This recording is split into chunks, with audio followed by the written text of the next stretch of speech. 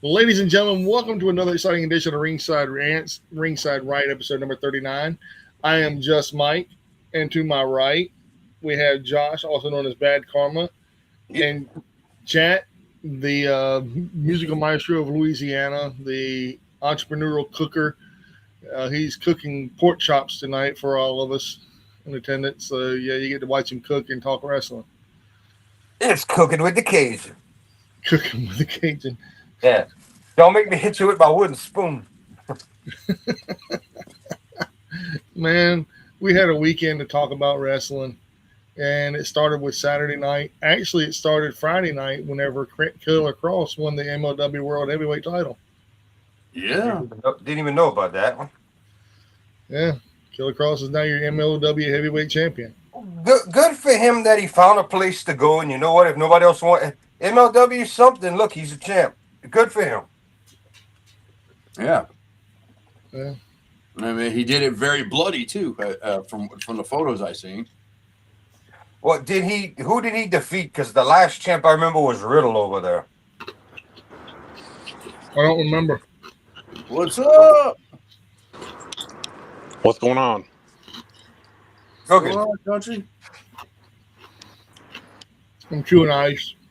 I'm gonna harass Mike. I'm gonna harass the two of them because it's so nice to be in my shorts and flip flops with no heater on over here today. Well, he's in Arizona, so he's in shorts all the time. I'm outside. So He's in Phoenix, man. that's right. You guys, I get to watch you guys have winter on the internet. It's pretty great. What winter? I just went outside, checked my mailbox in shorts and flip flops.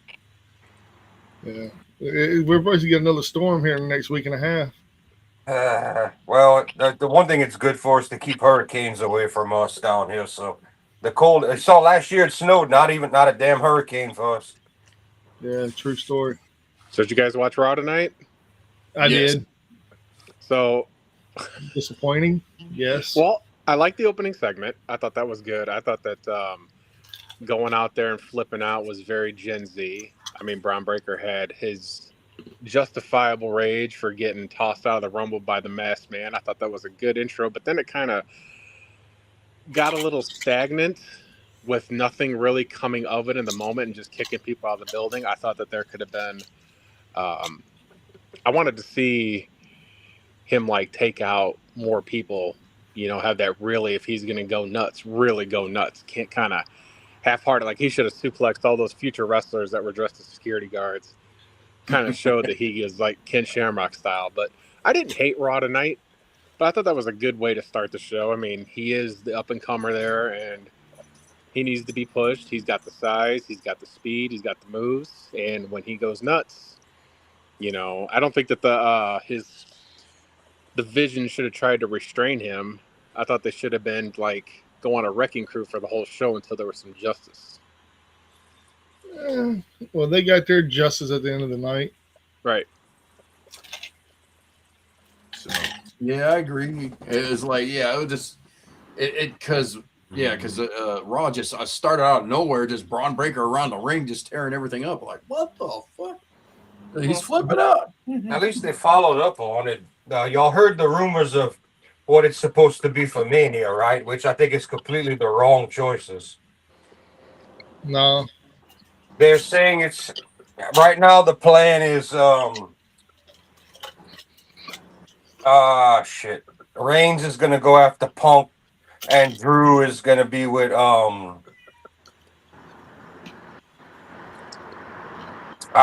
I can't Cody. Not Cody from what I heard. Or it is, but I'm like That does Samoan Werewolf.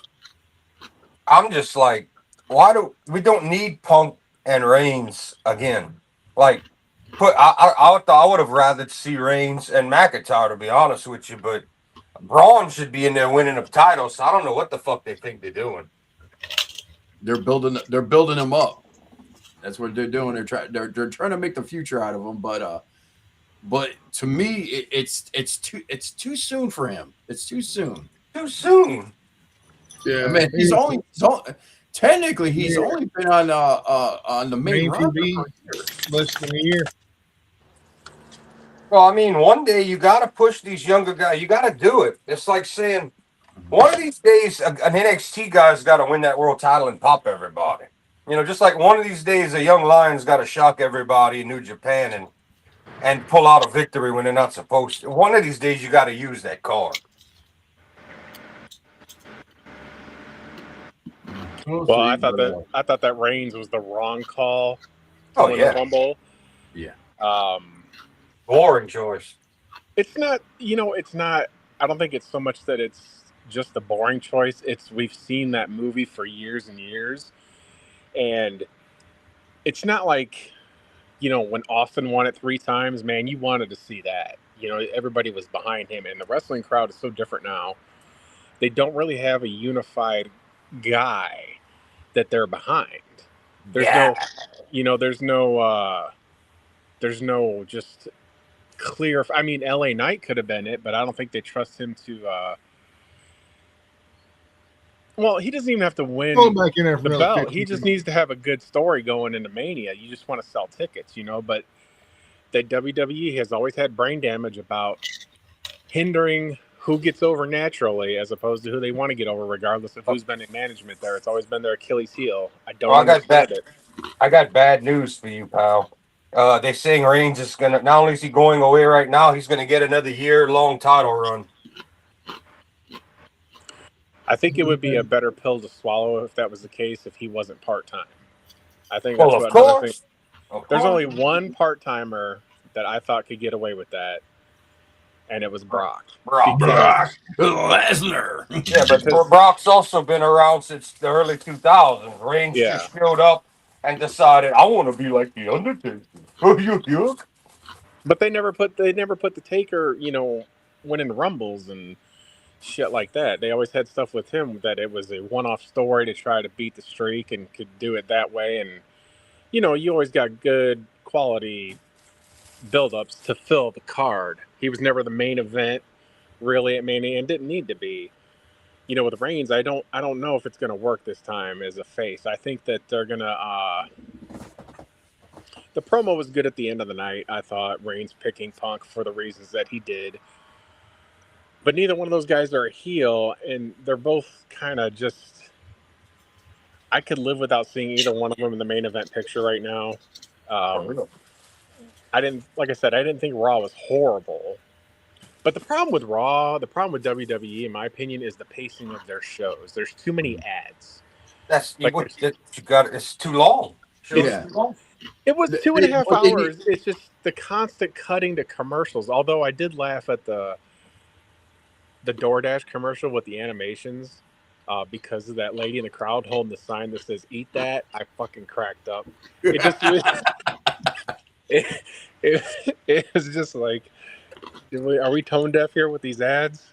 They need to do what they do on how AEW and SmackDown do it, is like put the matches to the side, put it aside, and do the advertisement while they're still having the match on the side, because AEW don't do that no more. Yeah. This commercials on the Netflix is just killing it, because you got a wrestler that comes out for the introduction, and all of a sudden we're going to commercial, and all of a sudden he's sitting in the ring for like 5 minutes and then waiting for them to tell him, all right, we're back live. Then all of a sudden their opponent starts coming out. I'm like, or like earlier, like right before Roman Reigns cut his promo, they had a commercial. Then when they came back to a commercial, Roman Reigns is already in the ring. Mm-hmm. I'm like, well, then again, he got a 13-minute entrance, so. That's why I love New Japan. No commercials, no ads. Yeah, but they also make a lot more money on Netflix. And I'll tell you, like I was seeing with the, I haven't watched a lot of wrestling lately, but I did see the all the advertisements in the ring are a little much, because that's more of like a boxing thing, or UFC. Not even UFC does it that kind of crazy, and I think it takes away from anything. I have a theory, guys. Whether it's wrestling or like the NFL, the NFL's going to start doing that. Like college football starting to put ads on the field. Like there has to be some kind of cutoff. You can't just monetize everything all the time. Oh yes, they can. Anthony, welcome to the show. Yeah, but I have a theory with the Oba and Brock thing. They're setting up for. I'm not sure if this is too late. Like, if it's too soon to set this up, because Minneapolis, SummerSlam is in Minneapolis, and technically that's where Brock is from. I know he's from South Dakota, but they always say he's from Minnesota and stuff like that. So what I think is happening is they're setting up Brock as the old line that's refusing to. I'm not sure if refusing to relinquish his spot, even though he knows in the back of his mind he can't keep up with these younger guys like Inoba and stuff like that. So what I think is happening, they're setting can that work? Like, how would you guys with that theory that I'm saying? How would you set that up with Brock and Oba? I wouldn't. For I wouldn't because they just bought the legend killer gimmick for Gunther. Gunther, and Brock's No, this supposed to is be not. done by No, SummerSlam this year. the So Legend Killer thing. Brock's gonna This is get not Legend retired Killer. by the summer by Gunther at SummerSlam. No, but Yeah. isn't there a difference? How the theory I have is different from the Legend Killer thing they're doing with Gunther, or is that the same thing? Well, the Oba family is going to probably have a match either between now and WrestleMania with Brock Lesnar. And it ain't going to matter to shit because at SummerSlam, Gunther's going to put Brock Lesnar away. No, I think honestly, I feel it would make more sense because how they said. I think what they're doing with Gunther is they're not having him retire part-timers like a Brock. They're doing it with, I think they just did it with AJ. The next person is Randy. And but I think more or less I actually agree with Anthony on this. Is like I think more or less that it should Brock and Oba should be the one to put down Brock finally, because I honestly think Oba's gonna tear him apart. You put Brock against Gunther, Brock's gonna even as old as he is, Brock's gonna fucking beat the shit out of him. Well, hold on. Hold on a second. I wouldn't say that's. I would say that's a little much, because Gunther is a big boy. You know, he's not like that dude that led the show off, you know, with that skinny chest. Javon Evans? Yeah. You know, it's not like that. You know, I went to the Royal Rumble. They had it here. They had it at the Diamondback Stadium, and I saw the world is Finn Balor and Brock Lesnar for the belt, and it went exactly how I wanted it to, with Brock just tossing him around. And I was the only one in my section cheering for that. Everybody was wanting Finn Balor because he was red hot at the time. But I don't. With the whole Minnesota thing, I will say that he's not from Minnesota, but he went to college there. Mm-hmm. He went to the University of Minnesota. He's a Golden Gopher. Okay. I think that Gunther should be the guy to end his career because he is the career killer. The difference between him and Orton was just taking out people that were already retired. Gunther is retiring active wrestlers, and it's a fantastic streak to keep going. Don't you think it would make more sense to look at the people he retired, John Cena and AJ. AJ's friends with John. Don't you think it would make sense for him to retire Randy next, and maybe The Miz? I think Randy's sticking around part-time for another 10 minus years in the ring, dude. You think so? Yeah, I don't see Randy going anywhere anytime soon. He doesn't like acting. He likes the money he makes off wrestling. He's got technically a part-time deal. As long as his back don't get fucked up, Randy ain't going nowhere. Randy might end up breaking that world record for the world title runs if they do him right. Yeah, no, and I feel, and I've been saying this, I'm not sure if this is crazy. People assume he's going to go to TNA. What I've been saying from the beginning, he did an interview recently with, I can't remember with who, but he said that Triple H and Shawn Michaels promised AJ, and I told you, Josh, and Jat this, Jordan, that I feel that they're already setting him up to be a performance center coach and possibly the GM of NXT when Shawn moves like taking Oh. Sean off of TV and stuff like that. Well, Rock's daughter just left, so she's no longer the GM of NXT. Good Ava? riddance. Yeah. Oh, Yeah, what yeah, happened with that? Did they say Uh, why she was released? She's done. I mean, what else she Well- gonna do? She's done with it. She pulled her socials down. She's like, leave me alone. She couldn't wrestle. Yeah, she Yeah, pulled her she- socials down because she talked that smack and couldn't take the heat. Yeah. So say it with your full chest. Don't Where puss do you out. where do you think do you think Brock's daughter's coming soon? Oh No. God, I hope not. Why? I'm sure when they're ready for her after she does her college stuff and Man, fighting like that, they'll put her in NXT, I'm sure. but let me just say, there's not enough paper bags to cover that face. No, She's that's not honestly, that's harsh. She's not ugly. Dude. Oh, you need to like. He's right. Yeah. She's not ugly. She just looks like Brock, and we don't want to fuck Brock. Yeah. It's Yeah, like I'm that- sorry. because when you look at their children, the son looks a lot like Sable and stuff And the like daughter that. looks like Brock. yeah. Daughter looks Yeah, like the daughter got 0 genes from Sable. Yeah, no, don't they have 3 kids? I thought.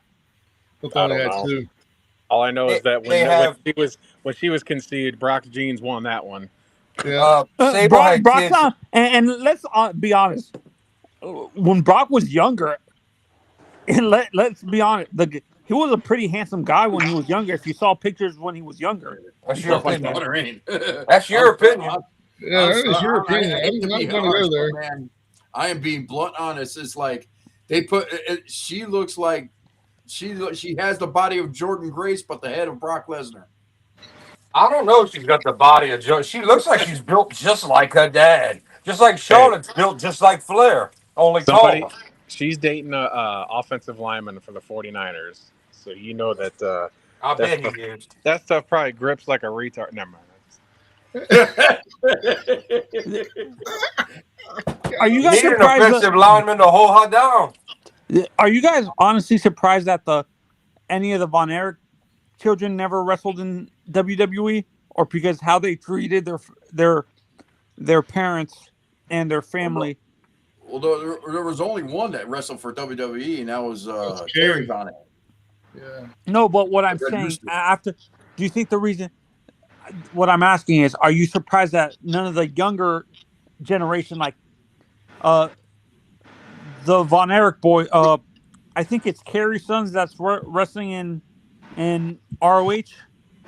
Is it Kerry or Yeah. Kevin's sons? It's Marshall Kevin's son. and Ross. Yeah, it's Kevin's. Yeah, that's Kevin's the only Kevin. survivor. Yeah.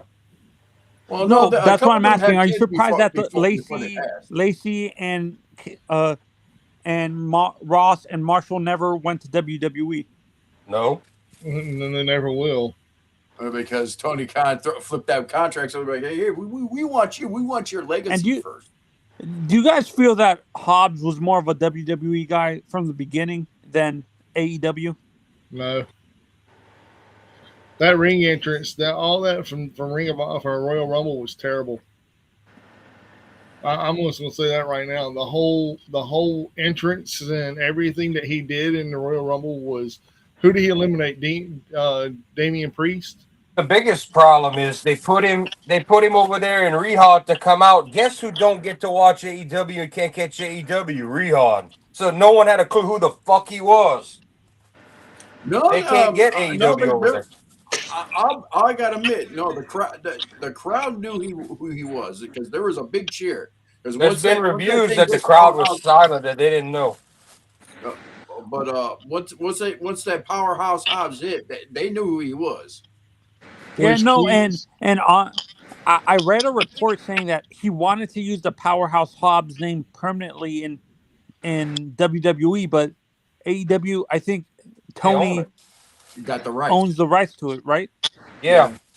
That's why they can't. Yeah, they own I the thought rights. that was his name before he went to AEW. No.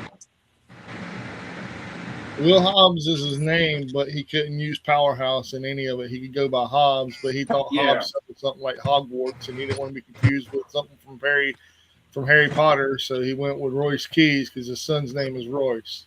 Yeah, WWE and Vince had to buy Cody Rhodes' name and music and all that from AEW to be able to use all that. But Cody, of No, course, no, it's it's work. it was the other way around. WWE owned the rights to Cody Rhodes' name. Well, then why, when Cody talked to Vince, Cody said, "Well, we're using all this," and Vince says, "That's what we paid for, pal." That's what he No, told Cody. That's what no, Cody said. That's that's Cody's the reason why. words of Cody on an interview that I watched. No, that's the reason why. If you watch his New Japan and into the AEW era and everything, he could not use the words Cody Rhodes together. No, but He either had to go by Cody or he had to have his wife with him and say the American Cody Runnels. with Nightmare, Brandy the Rhodes. American Nightmare, and the music were owned by AEW, and Vince straight up agreed to buy it. Yeah, there's Vince and AJ talking about that. That's a fact. Well, yeah, well they bought the music and everything, Yeah, but and they had to buy the rights to American Nightmare and Cody, and that's why Vince was like, "That's what we paid for. That's what we're going to use, Cody." well, actually, I think he had the American Nightmare before even the AEW was formed, so I think he already had the rights to it. No, his brother was the American Nightmare in late WCW before it went down. Dustin Rhodes is the original. He asked his brother permission. He said, "Yeah, use it." I will say So, one thing. I'm just going to turn the ship here back to Raw. I did enjoy the Bronson Reed match. I thought there was a lot of good physical match, good ending. It set up the story later down the road for the Elimination Chamber. I'm sure of it. A clean fall, even with all the interference. Um, it didn't make it didn't make Reed look weak with the count out, and it what do you call it? Penta, didn't look weak either. He was able to get him outside and knock him out and stuff like that. All the Yeah. interference was good. I thought that was a well written and executed wrestling angle. It was good to see. It was refreshing to Yeah. see that on Raw. Everything about it I liked. And my theory for the Masked Man, I don't think it's Seth like people are thinking it is. I think it's Logan, because Logan has an ego where he doesn't want to be second fiddle to anybody and stuff like that. Logan has that big of an ego. No, that wasn't Logan Paul because Logan Paul's pretty tall. It was his brother Jake. well, did everybody see the beard under the mask? Yeah, It's Vince McMahon. It was me, Austin. It was me. That was me, Austin. No, but why I say it's Logan, like I understand from the angle they had the cameras, I feel it made the person look shorter. No, it's got to be. They can't be using Austin Theory again. Please don't. Austin Theory was getting ready for the match, so it wasn't him. So it was either like they got like either they're gonna play the stint around and say it was like Seth Rollins later on, but I'm pretty sure they probably got like, "Hey, Punk, you ain't doing nothing. Throw this mask on real quick." Or maybe it's somebody from NXT. Yeah, you never know. But who would make sense from NXT to even add to the story? It could be Joe Hendry. Well, if But you're what surprised he Jordan didn't said, make appearance. Joe's blonde. The guy, if the guy had a beard and it was black, it doesn't make any sense. Well, we do live in an era of makeup. Yeah, that too.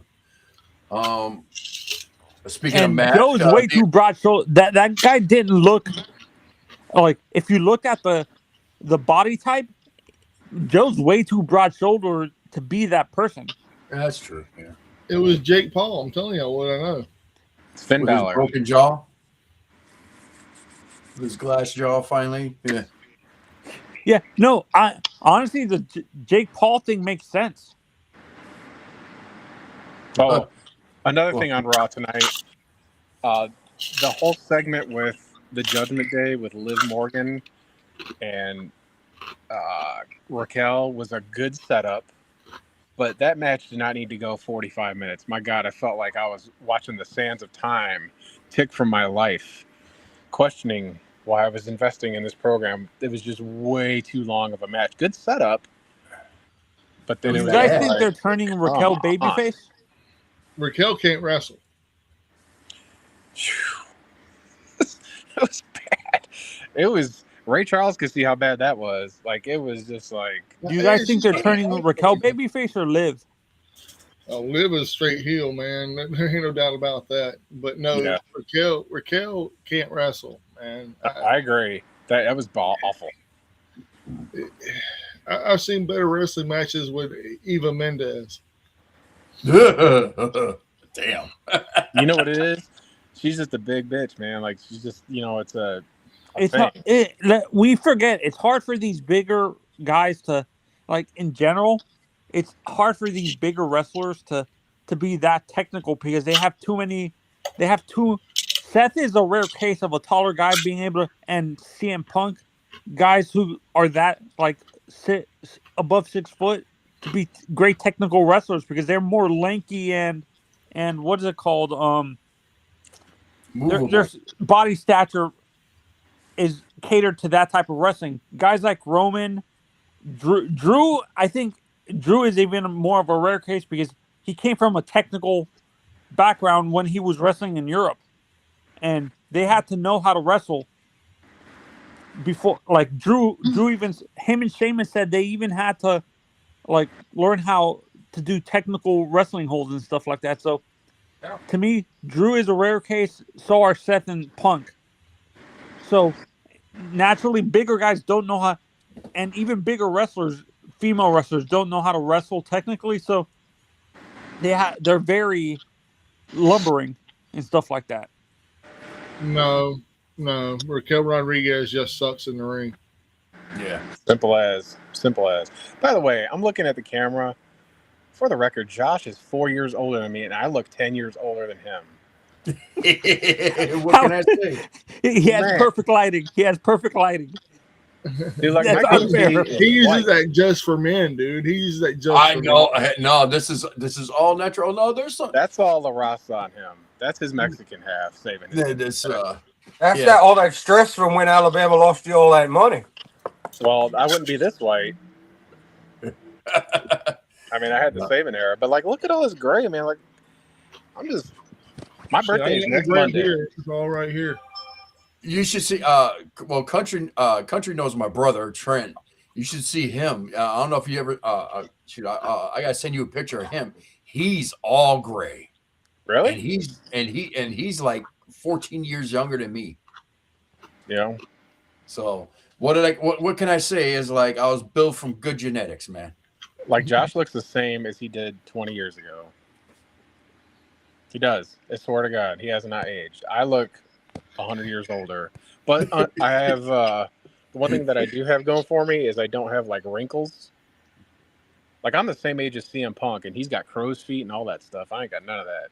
Well, see, with you is like what throws me off is that you got hair. Yeah, I used to shave my head. I quit, but I have been shaving my head in over 10 years. That's how long I've stopped doing that. It's been a long time since I shaved my head. I kind of grew up. Anthony left us, it looks like. Yeah, he's having technical difficulties. He must have the same Wi-Fi plan as Phil. Hey, let's talk about what everybody wants to hear. Let's talk about the Rumble and the results, the matches, what happened, what didn't happen. Well, so I only got to see parts of it. I only got to see parts of it because I had in a previous engagement, but I did see the end of the men's Rumble, and I saw like the first half of the women's Rumble. And I think they need to stop having events in Saudi Arabia for like that. You can't have a Big Four event there. You can't do it. They're gonna have Mania there, and it's gonna suck. I'm younger than you guys, and I have no hair.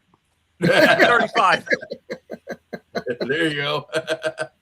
But so you shouldn't complain, bro. That Josh is younger, the same age as you, and he looks younger. I'm actually 10 years younger than all of you, and I have no hair on the top of my head.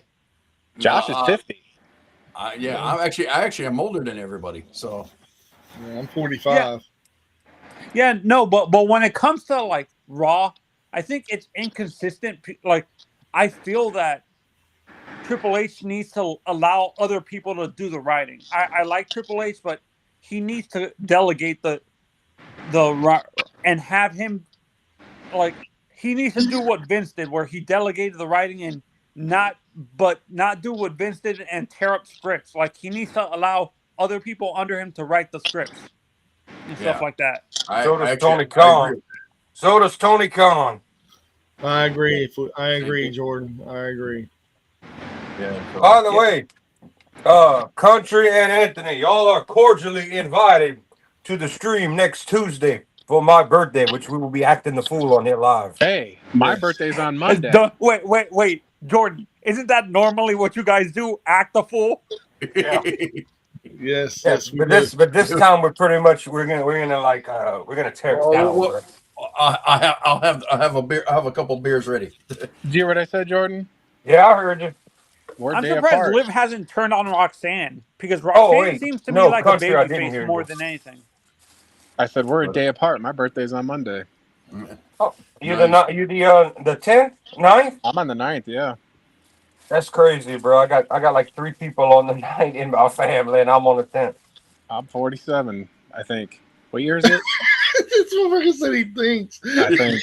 I forget all the time. Well, then stop by Monday on the show for your birthday, and Tuesday we're doing Have you been smoking? Big Country, do you smoke weed? Not anymore. Not anymore. Josh and I used to get fucking fried. Oh, y'all was like if your brain already fried, that's why you don't remember how old you are. They were like you to ice in New Japan. Let's get high. We used to have the dealer to come to our house and used to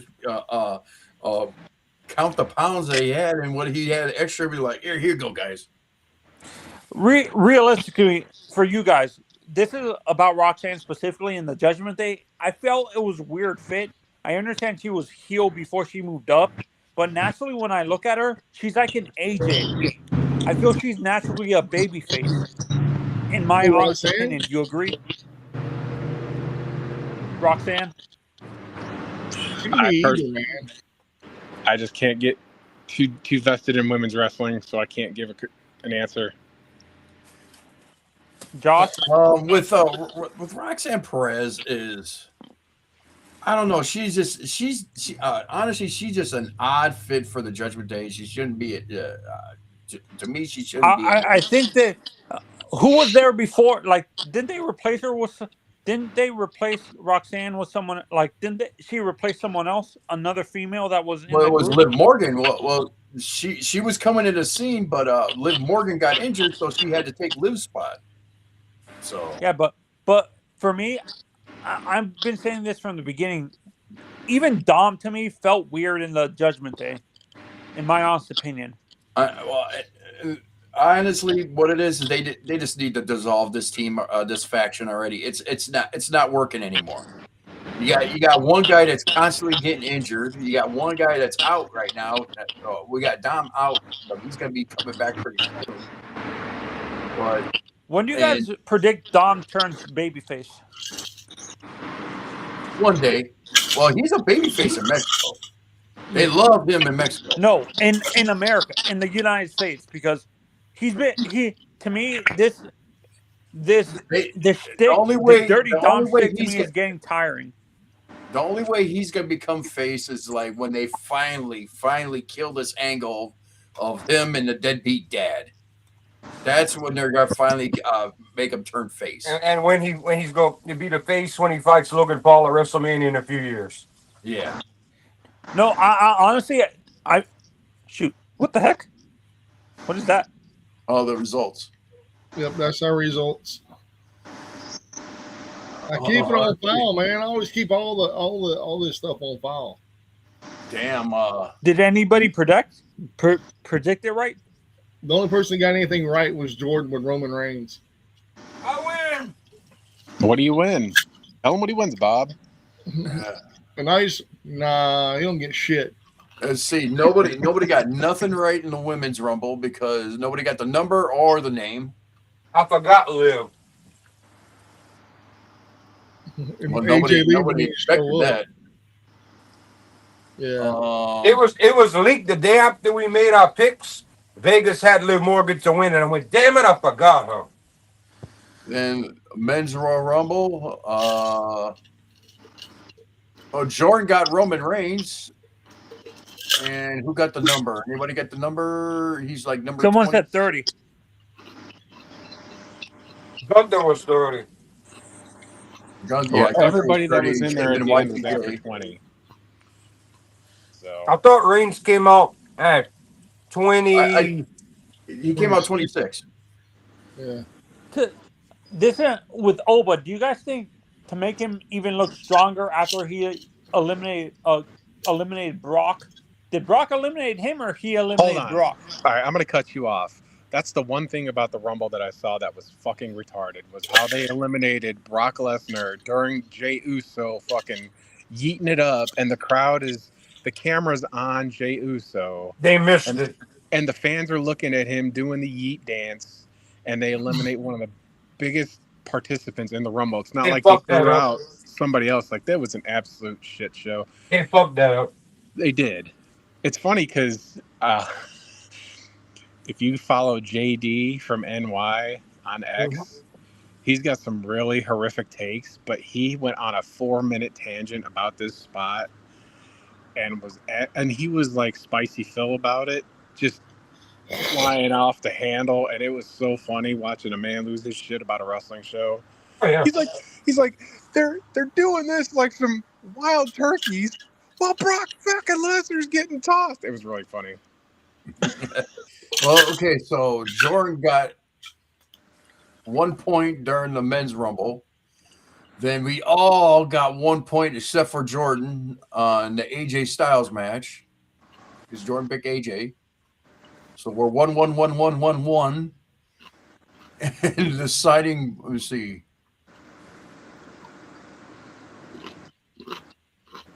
Well, actually, everybody got 2 points. Actually, damn, I came dead last. So Everybody got 2 except for me. I just got 1 point. it was a smart move to not put the belt on Sami Zayn. I want that dude to tear his ACL. I'm just gonna say it. Get off TV. Nothing about him is interesting. I don't care about his meteoric rise. I don't care about his children crying. I don't care about his stupid beard. He should not be in the world title picture.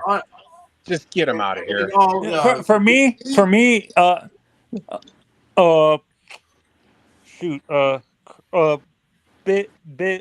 dang it. For me, with Sammy, I feel he's hypocritical because multiple times in previous years said he's because of him being I think he said he's like Lebanese or something like that, and they don't exactly like the Saudis, and he spoke out against that Jamal Khashoggi thing. Yeah. Then he goes to Saudi, like how hypocritical, like how much of a flip-flopper do you think they just paid him to shut up and that's why he went? Nobody's worse than Punk with his blood money bitching about Saudi. True. Oh, here's the thing I noticed about that match is like I'm being dead. It's not true. I thought because for some reason he's over there. They like him. They love him because he's a Muslim. Because he's a Muslim.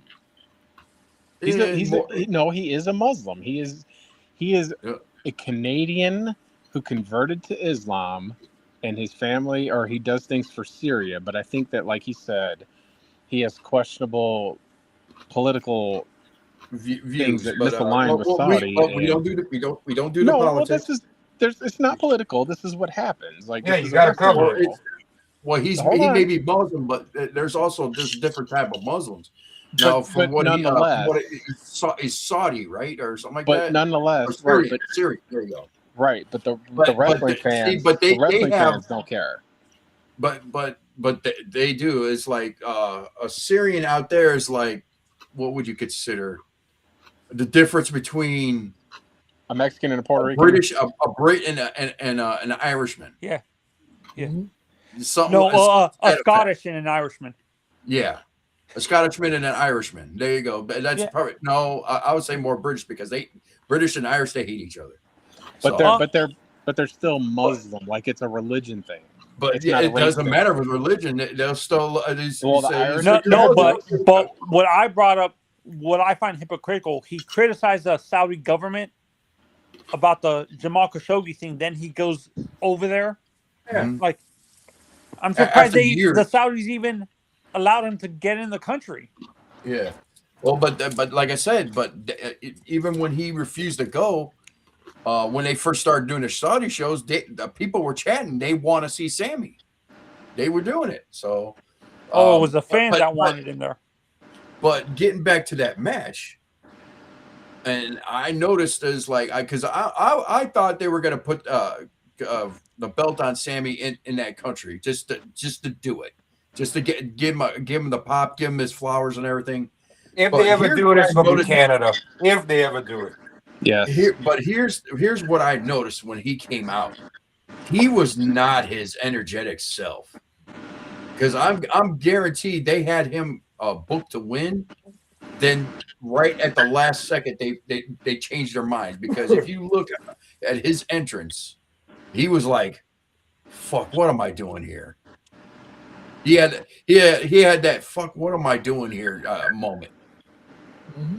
Well, If I had to watch wrestling, he wasn't trying to play serious, like, oh shit, I gotta fight Gunther. I bet I'm not joke around. Well, no, He was he was fighting Drew. But like I said, when you Well, see same shit. Sami Zayn entrance, he's all energetic. He's over getting the crowd hyped up. Yeah, but he's going for a world title here against a bigger dude. You don't think he was trying to be? I'm asking you. You don't think he was trying to be serious? No, but at the same time, it's just like you notice when something's wrong. Okay, and that's exactly what I spotted. Is like something's wrong. They told. I guarantee they had him winning. Then they changed their mind at the last second. Mm-hmm. How did you feel, Josh? When I know you had your action figure all ready to go, but you couldn't bring Jericho out after this show because, like I said, he didn't show up. Yeah, that's what. Another thing too. I was like, they wasted a number 30 spot on Gunther. Hold on before you go any further. Let's talk about yeah, this first. yeah, we'll get into the Rumble spot in a bit, but going back to the Sami Zayn stuff is like, yeah, it's like I noticed. It's like I said. Once I saw him come out, it's like he's losing. He's losing the match. He's losing it because just the way he looked. And I don't think Drew keeps the title till WrestleMania. To be honest, that's a quick trigger. yeah. Like, he's the placeholder to get to Mania to drop the belt. That's why they put it on him. Yeah. No, I think they're gonna put it back on Cody for some reason. No, that feud's it's going to be Cody. Well, that's probably going to be the matchup. Cody needs to turn heel before anybody. That's I don't think stale. there's a weird thing with WWE. They refuse to. I can't remember who it was. They refused to turn Daniel Bryan heel for such a long time. I feel this is the same thing with Cody. They don't want to turn him. Oh no, it wasn't. My God, it wasn't. No, my God, it was recently. They refused to turn someone heel. Oh, it was John Cena. The John Cena thing. He was a babyface 20 years of his career, and they waited this long. I know John said he wanted to do it, but it was already baked in. No one was going to boo him. And I feel this is what... We wanted to 10 years ago. Yeah, no, and I feel this is what's happening with Cody. They're doing the same thing that they're doing with John Cena. They're going to keep him babyface. Cody ain't got a year left for being big. Cody going to be a heel before a year's over. I think that too, because John Cena's case was different because John Cena was doing all that Make-A-Wish stuff. And I think, Cody doesn't have that kind of impact. Yeah. I will say, though, you brought up Daniel Bryan. His heel run as the environmentalist, top-tier stuff. Incredible promos. That's made out of wood. Yeah, I was gonna say that. No, but do you agree with me, Big Country, that they waited too long to turn Daniel Bryan? We agree that title was made out of wood. In WWE. We agree. We agree that title was made out of wood. We agree. It was really good, and he was the champion at that same Rumble I went to, and he wrestled AJ Styles. But his promos and wearing the flannel and just absolutely buying into the hipster lumberjack, he was a perfect heel for me because that's the epitome of everything that I don't like in people. You know, like if I had to watch wrestlers based on their politics, I'd never watch wrestling again because I don't like. That is not my lane. No, that's how these Greenpeace. That's how Greenpeace hippies are. Big country.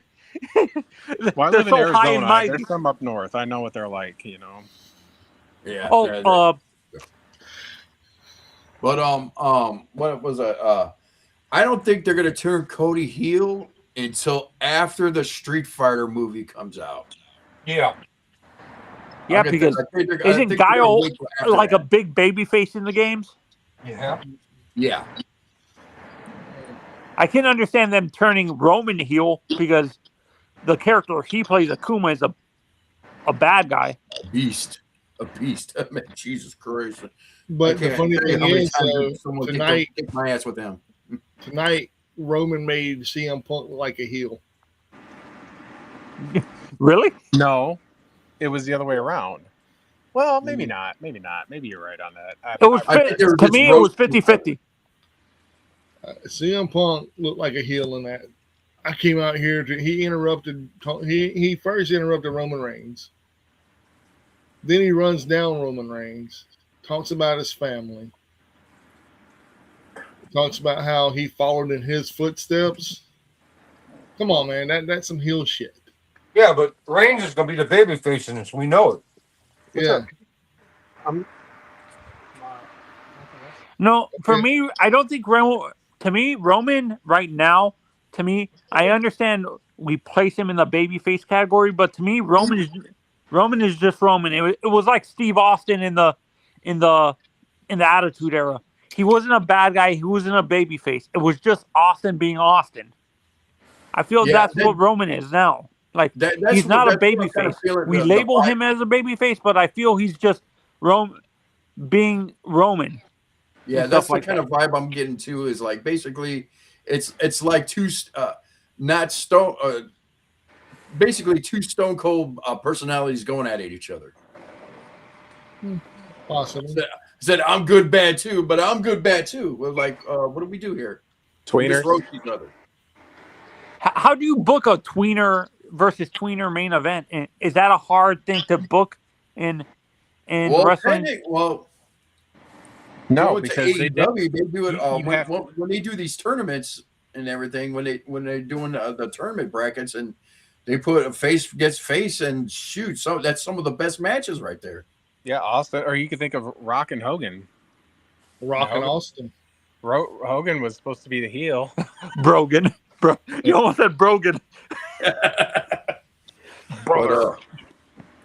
We got to get to AEW too, real quick. Well, folks, we haven't even got to the Rumble yet.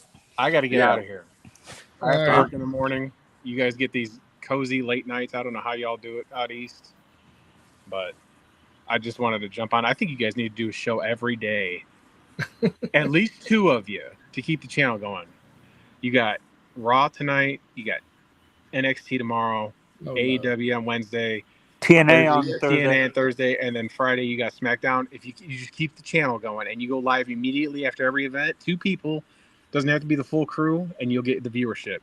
I'm telling you. On Thursday, I don't know. I'm giving TNA one more chance. Otherwise, I am not going to be invested into it. But like I said, it doesn't have to be you. Chance. Just two people. Yeah, man, we can do that. We can do Thursday. Two people, at least two, every day. And then Saturday you got Collision. Monday, Tuesday, and Thursday, man. We got Monday, Tuesday, and Thursday right now. Are you guys going to cover the Reyes tournament for AAA? I'm getting out of here, y'all.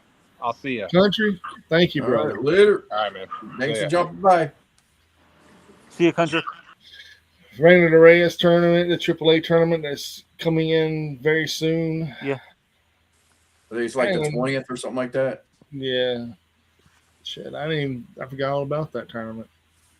Yeah, well, I'll check it out. I'll watch it. Is that this is an honest question. Are these tournaments just a copycat basic? I know the Reyes tournament was before the King of the Ring.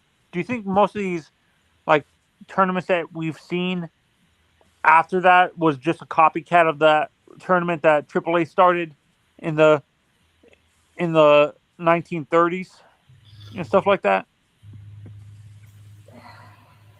I like don't the know. King of the Ring. What is it called? The Continental Classic. huh? Continental Classic. Yeah. No, the tournament in New Japan.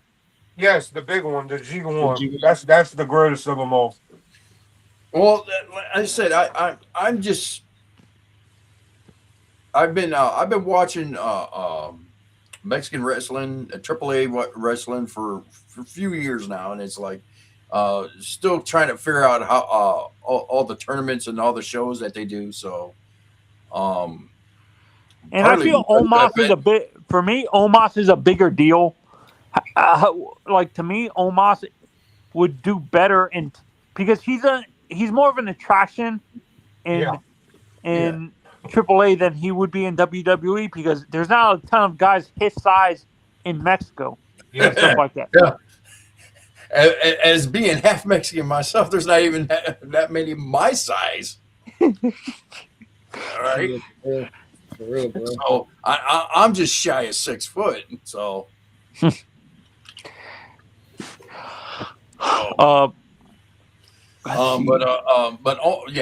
almost is like the modern day Andre the Giant. He comes to town and everybody shows up. It's like they want to see the big tall guy. Mm-hmm. No, he's Giant Gonzalez with better movement. Yeah. Or the great Khali, because how dare you compare him to Andre, Josh? There is When no Andre could still move, Andre was great. No, Andre was athletic. For me, I think the guy that's the closest in his younger days was the Big Show because Big Show, we forget Big Show was a great athlete for his size. He was even billed at one time as Andre the Giant's son. Yeah. Really? Yeah, in WCW they billed him as Andre the Giant's son, and I was like, oh, okay, that's Wasn't he Do the y'all Yeti remember? for Do a y'all bit? remember the Nitro promo where they're by the commentary desk and they're all looking at the camera and Scott Hall looks at me and goes, "You really Andre's son, man?" Yeah. Did he debut as the Yeti in WCW? No, that was Reese. Yeah, that was Reese. Yeah. Oh, because I've always assumed that was the Big Show. Mm-hmm. He was the Giant. That was Big Reese, who would later go on to join Raven's flock. Wait, what was that? Did he end up becoming Kurgan in WWE? No, No. Kurgan was always Kurgan. Yeah, Kurgan was Kurgan. He was just that dude was just ugly. He was big though, man. He was huge. He was Wasn't he? I read somewhere he was part of the original Highlander movie. I think so. No, No. the actor who did Kurgan. God, he's been in so much stuff. He was in John Wick 4. He was in the movie Lost Boys, not the vampire movie, the other one, the one with the teenagers in prison. That's a very old school one. You're talking about Bad Boys. Bad Boys. There you go, Bad Boys. Yeah, but the original Bad Boys. Yeah, the one with what's his name from the 80s? Sean Penn. Yeah, that's a brutal ass fucking movie. Yeah, geez, I'm trying to think of, he was actually in a lot of movies and I can't think of anyone right now, but no I was talking to a friend of mine and we were talking about like football, other sports, and what athletes would cross over into wrestling. I said Ray Lewis and Ed Reed would pretty, or Sean Taylor. Sean Taylor would have been a good pro wrestler. That guy's a freak athlete and stuff like that. Ray Lewis maybe. Too Tall Jones, if Jordan knows who that is. Man, this man's name is some old school right here. I think. Wait a minute. Wasn't Too Tall Jones in a Royal Rumble in a Battle Royal? In WCW. I could have swore at least once. Yeah. Did Kevin Green last a long time? I know the '85 Bears were in the Battle Royal. No, Kevin Green didn't last very long at all, but Mongo did. Mongo did. And Moose has. Uh-oh. Moose has been the most. I think Moose is the most productive wrestler that ever came out of the NFL system, in my opinion. And Oh, I don't oh. understand the hate. Like a lot of fans don't like the bop that this Oba does going to the ring, and I've always said it. That seems like just a natural part of his personality. I think that's just his. His stride to the ring, man. He's just walking out there like a badass. Like, it's like, yeah, look at me. Yeah, It looked like yeah. did Vince ever do that? Because it looked like something Vince would do, tell a wrestler to do. Pretty I much. think just- Just I gave think me a that's- horrible flashback. I just saw Rob Conway coming out. Look at me. Oh Jesus, Rob Horrible Conway. theme. Horrible theme music. One of the worst. Horrible. But yeah, getting back to the Rumble, the major thing, the major problem I'm having with this, You have a problem all with the people in them attendance. empty seats.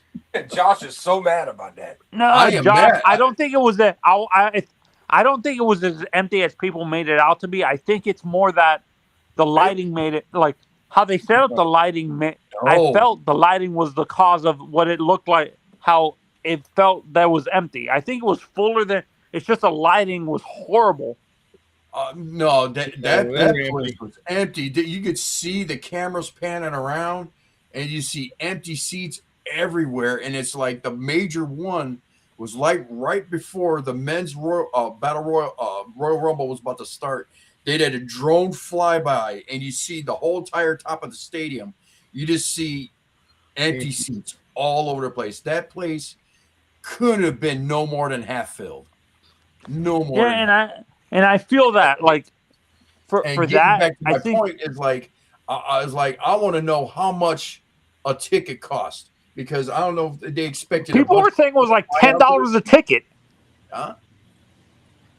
$10 a ticket. More probably like 10 rupee or what's their currency over there? You know damn well them tickets were probably like $1,000. Yeah, 800 to 1,000 probably just for nosebleed over Yeah. there. Those people got money to burn over there. Yeah, but at the same time, it's like you could tell that they didn't sell that place out. They tried to say there was a sellout. I was like, no, it was not a sellout. It was not a sellout at all. Is it possible that people walked out during certain matches? Maybe that's why it looked No. empty and they never went back to their seats. No, it was empty from the start. It was Yeah, it was empty empty. from the start. Like It was when the like- women's right when the women's Royal Rumble started, you could see all the empty seats in the background, and it just like And If it's I- weird. They were promoting Riot season the whole time before the Rumble. And They sure were. yeah, and it's like what the heck is how Riyadh Turkey season? didn't. It's Riyadh season all I'm fucking surprised year. Turkey didn't get involved. Hey, Mike, it's more like rabbit season, duck season, Riot season. I'm gonna be honest with you, man. When I watched it back, I watched the Royal Rumble matches twice. I couldn't stomach another watching Gunther, AJ, and Sammy versus Drew match again. I did watch the Those Royal. should have been TV matches, not pay-per-view. Man, they were terrible. And the only reason the AJ and Gunther match went as long as it did was because it needed to take time up off the next Royal Rumble match. But as I was watching the Royal Rumble matches, and I will agree with Josh on this, that the drone that flew by, there was a lot of empty seats. And the ones behind, I call them the high risers, were the ones that were paid, I'm guessing, the lower amount of money. Mhm. But they were empty, man. They were totally empty. They were empty during the Women's Royal Rumble match. They were empty during. You might see one person up there in them high risers trying to get on TV. Yeah, and I think the would Saudis say- are starting to regret that deal. I'm going to say this: it's probably a good thing they didn't fill that place, because you hear the reports. They built that son of a bitch in a month. They built that thing. They built that stadium in a month's time. Snack It's of like- champions. And it's like I said. My Mexican side says that ain't sturdy. That's not sturdy. If they would do it, if they would fill that thing to the max, and I guarantee you they do one of them European football chants like they like to do and everything, I guarantee that motherfucker would have collapsed. Yeah, I'm Hispanic too. When I saw that report, I'm like, there's no way that's up to code. There's no way that shit is up to code. That's just not code. Oh no, and I feel. Do you guys feel that the Saudis are now regretting this deal with WWE, noticing that some of these events are not selling out like they expected? They have money. They have money to burn because of their oil. Go look at Dubai and their nice ass city and how every place has a swimming pool. Every place has a tennis court. My TV's screensaver flies over Dubai. They got money to burn over it. That fireworks show they put on at the end of the Rumble, that was probably a minimum of 50 G's to 100 G's just in fireworks. They don't care. Yeah. Like the Young Bucks wish they had a fireworks budget like the Saudis. Yeah. No, they wish. I'm making a joke, but they wish they had the actual fireworks that stupid death match that him and that who was Omega. it? Was it Moxley and Omega? Yeah. Remember, TNA paid for the fireworks. TNA, wait, really? Yeah, that's how they explained it. That's how they explained it. Makes perfect sense because it's like all of 2 sparklers went off. Yeah, that's how they explained it. Is like I don't know what happened. Is like I don't know, Don Callis, maybe TNA. Yeah, that's what it is. TNA paid for the fireworks. No, instead of admitting Tony was incompetent, they blamed someone else. They blame TNA for that. Yeah, that shit was crazy. But getting back to this is like next year they're supposed to be holding WrestleMania for 2 days, and that's like I don't see it. They need to WWE needs to pull that contract. I don't think so because I think the Saudis have enough money to where they can actually cancel. Like they can convince the guy Nick Emmanuel to cancel his destroy TKO. Yeah. Well, that's why I think that deal. I think there's blackmail involved with this Saudi deal with WWE. Yeah, this is going all the way back to Vince. Vince set this deal up. People are wondering if TKO is going to sell the whole thing to the Saudis. That might be what ends up happening. That and UFC. Yeah. The whole kit and caboodle. And I watched this guy, late night guy, and I agree with him to where if you're WWE is an American product, if you have to change to satisfy their cultural thing, it's not American product anymore. Oh, you know what they're going to do? They're going to get Vince McMahon to come back and run it. That's what the Saudis would do. He'd come right back in a heartbeat. And they don't care about Vince's sexual things? No. They do that daily. Yeah, they'll get Vince to come back and they'll be like, whatever he does creatively, do it. Yep. That's exactly how it will be. But like I said, it's like if the Royal Rumble was a disaster like this, I don't know what they thought that people are going to come fly out and come to their country and watch this and spend money. And and we can't even pay our fucking electric bill right now. And what's it called? I don't think Americans want to fly out to Saudi because a lot of people are like I have friends who were Arab. They wanted to go to the event and they didn't. They canceled their flight because they felt that their passports would have gotten revoked and they would have stayed in Saudi the whole time, even though they're American citizens and stuff like that. This is Saudi's ultimate goal. They want to become a hot spot for vacation for people from all over the world to go to Dubai, to go to them. That's why they want these events. They want to be like, look, we've changed. We want your income. We want your revenue, your income. Come vacation here. That ain't gonna go over anytime soon. Let alone you're gonna have a shitload of money to make it happen. Yeah, no, but what I was saying, in the aspect of actual Americans, like Arab Americans, wanting to go to the event, No, they nobody don't want. wanted to get their passports revoked because But they don't want to be called traitors and get stuck in the country.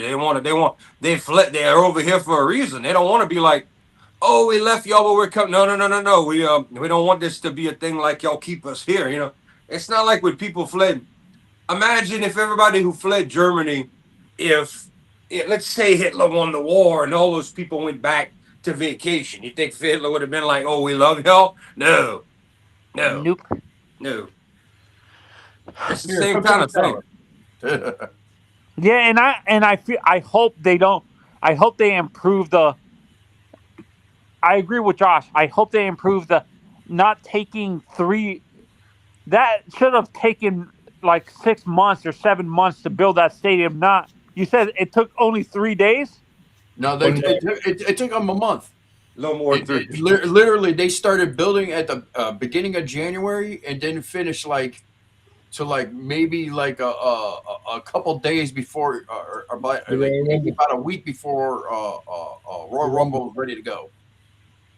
Yeah, if they do WrestleMania, they need to take the time and build the stadium up to code. Unless they use that same stadium.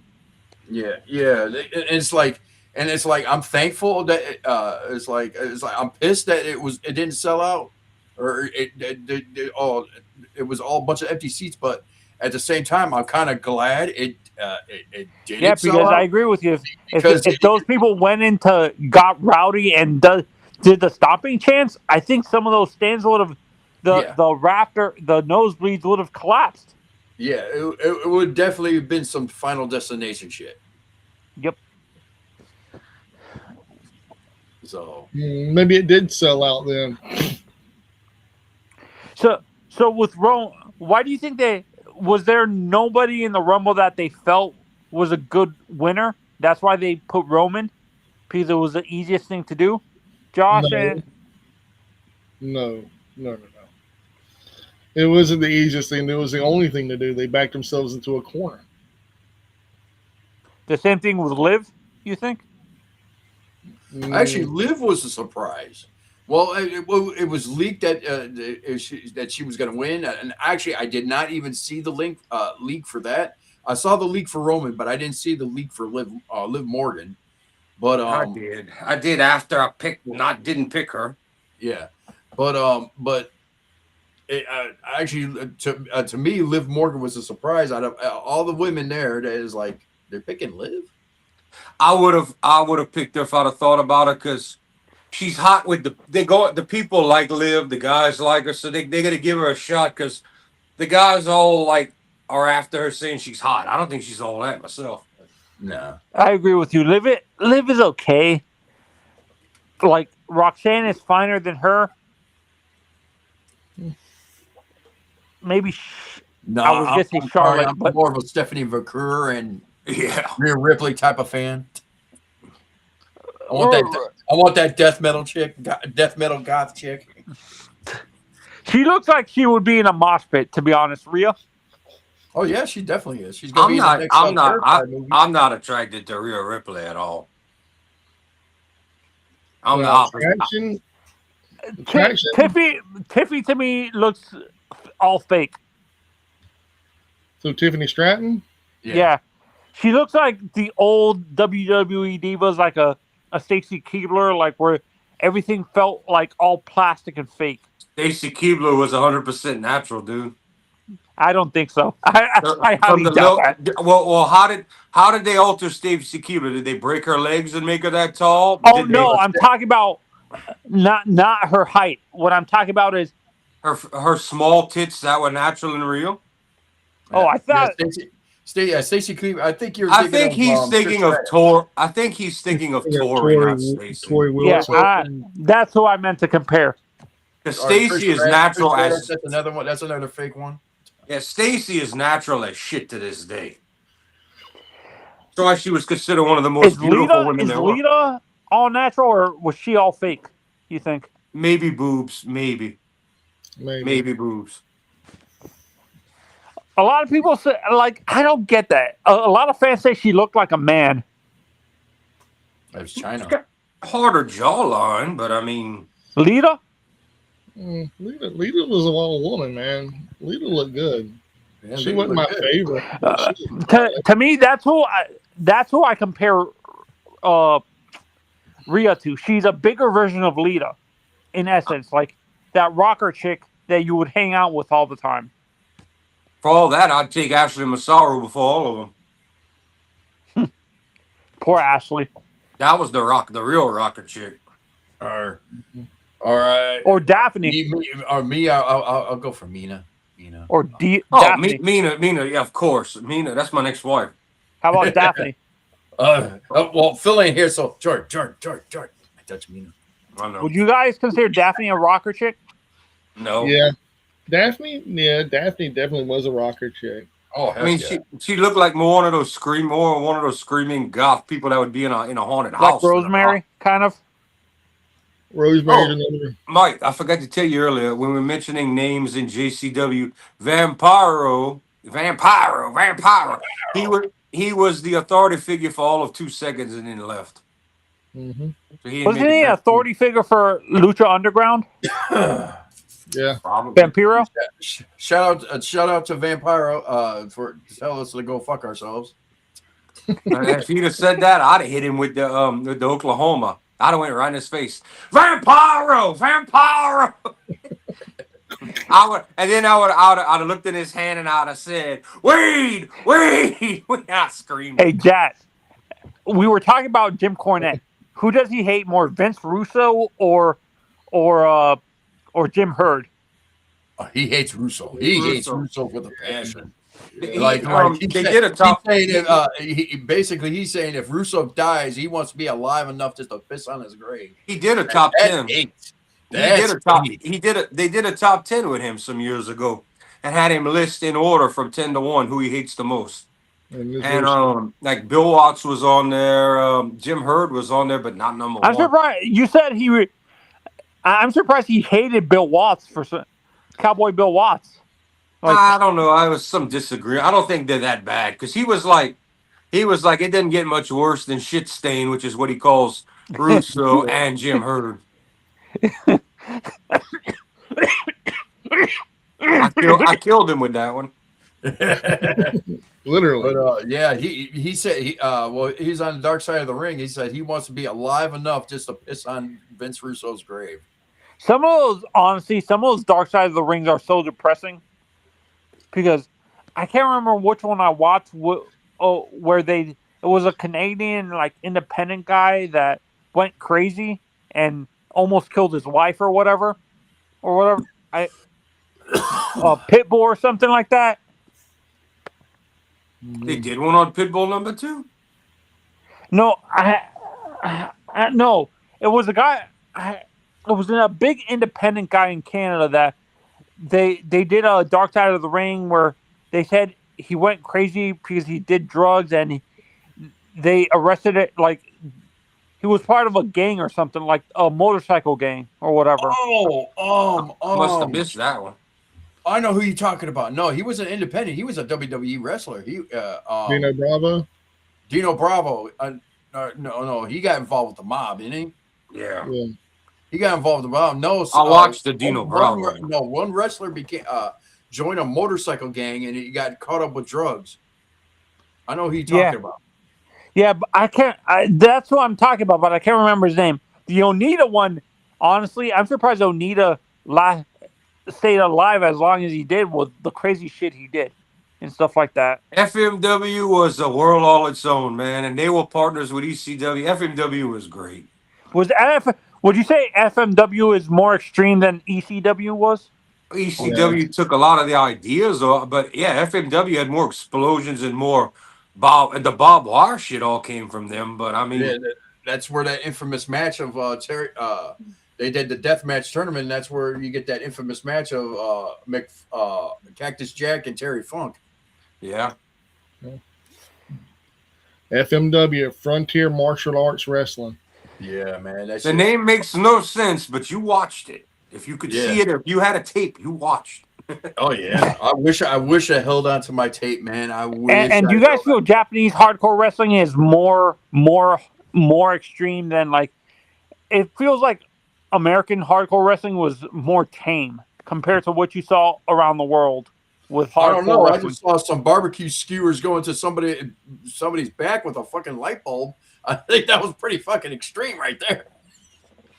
No, but I'm saying compared to like, I feel American hardcore wrestling or deathmatch wrestling is not like it What it feels was. more tame compared to like Japan or like the death matches that you see in Mexico and stuff like that. Well, Or Europe. They can't do them there's no place in America that would unless it's in somebody's backyard or out in the field. There's no way that they would allow what they did in Japan with the explosions and all that. You saw that what they tried to do on AEW didn't work.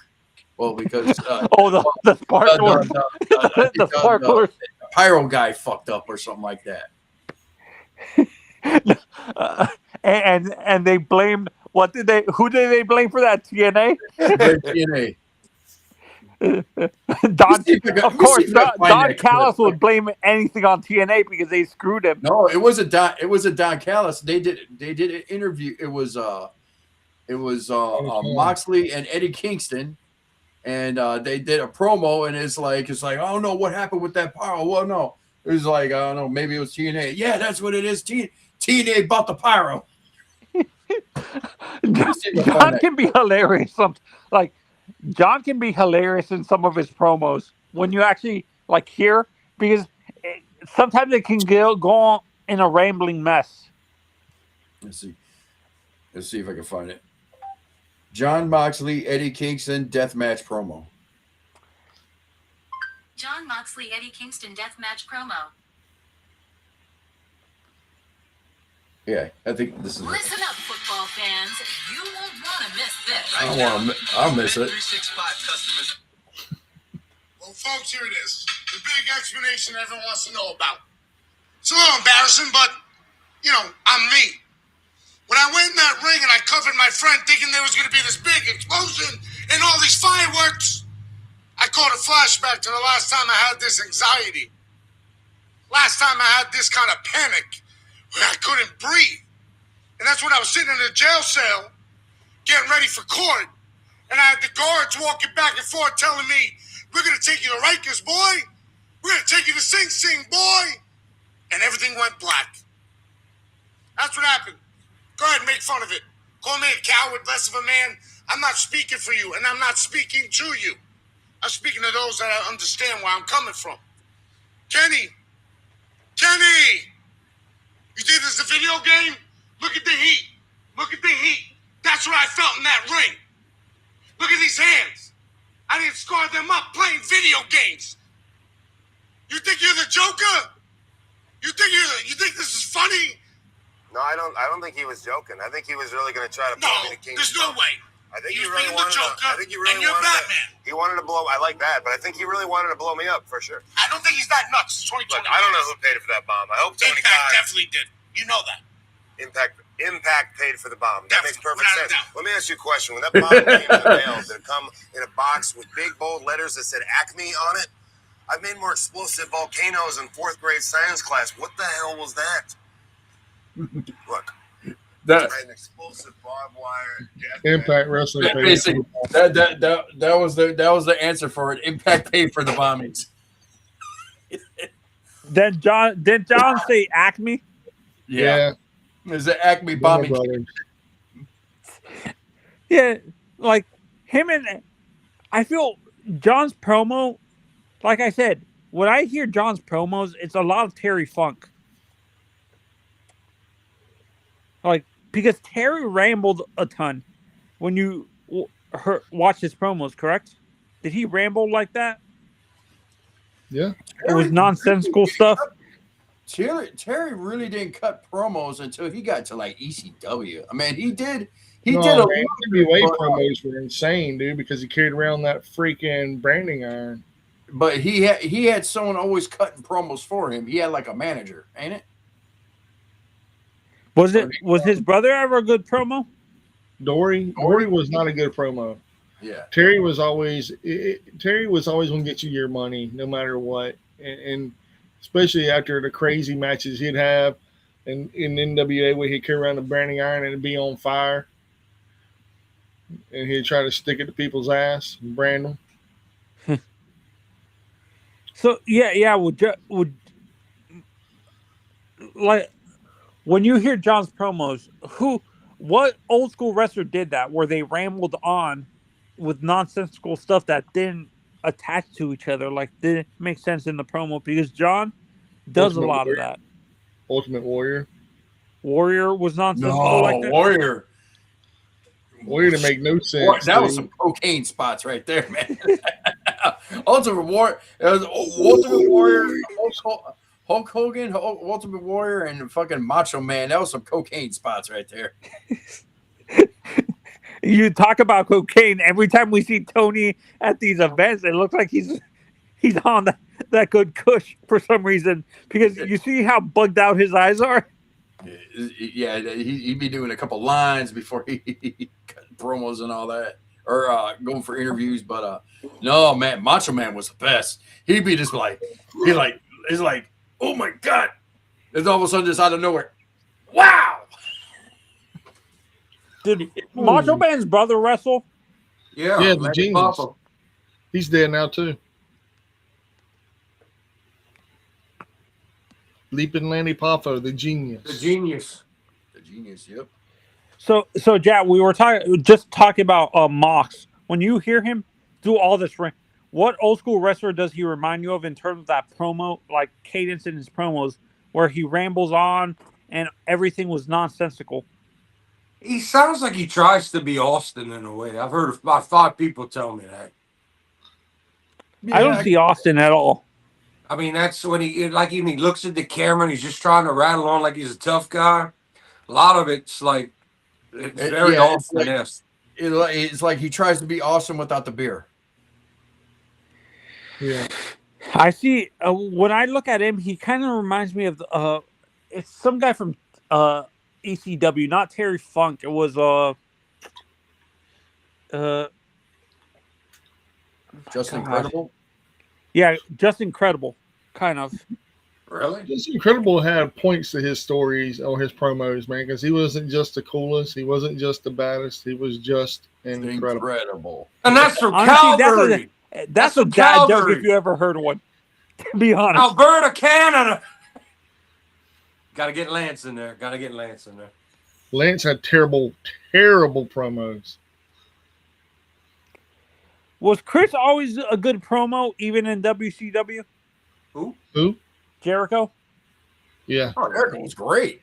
Jericho was a clown from day one. As soon as he realized he could get away with it, he was trying to, whether he was cutting up or healing it up, he always, yeah. It was like, Dean Malenko only knows 1,001 moves. I know 1,004. And here, I brought the list of everything I know. Stinko Malenko. Who he has to wear that mask because Malenko was trained by the Heart Dungeon, or was he more Dory Funk and those kids and guys in Texas? I think Dean was. I don't know where he was trained. You know what? Google. I know the answer to this, and I can't think of his name. It's an old time Johnny Rods? Sullivan? No. Who trained Dean Malenko? Dean Malenko was trained by his father, Boris Malenko, and also by Carl Gotch. I almost said Carl Gotch, damn it, because of Suzuki. That's why I said the other name. I was like, it's not Carl Gotch, the other guy from back then. That's before they said that. You know who I thought he? Every time I watched Dean, he reminded me of the Ganyas, Vern and his son, Eddie. No, not Eddie. Shit. I didn't know Dean Malenko was part of the Four Horsemen. What? Yeah. He was the final guy. He was. Final Incarnation. There was when they brought Flair back and Flair was shot on Wasn't he part of Bischoff the on that Extreme Nitro. Horsemen? Yep, sure was. That's Yeah, the it was, night. That's like one of Flair's greatest promos when he shot on Bischoff for real when they brought him back to WCW and he reformed the Horseman in the tuxedo and they added yeah, Dean. it was Dean Malenko, Benoit, They would win the tag titles right after too. The new tag McMichaels titles. and Flair. That was And the Arn last was in show. the ring for it. Wasn't Sting in the Horsemen for a little bit? No. Yep. I never liked that fit, but yep. Yeah, So but was a weird one, Lex Luger. And Yeah. Sid Vicious is another weird one. No, I feel Sid was more of a fit than Lex, to be honest. Sure. When Arn stabbed Arn and Sid with the scissors in the hotel room, and then they fired Sid and Erlen Heinies. Wasn't Dean part of the Extreme Horsemen in ECW too? The who? Extreme Horsemen? I don't know about no Extreme Horsemen in ECW. Who was the original triple threat before Bam Bam and Candido and Shane and Douglas. Shane Douglas. Shoot, as far as I know, that was a triple threat. I thought it would. No, I thought the original was Benoit and either Malenko. I think Malenko and Shane. In 95, Malenko formed a faction called the Triple Threat with Chris Benoit and Shane Douglas. There you go. I got it. Yeah, the most popular version we know is Bam Bam and Chris Candido with Shane-O. Man, they were dominating, man. Especially with Bam Bam.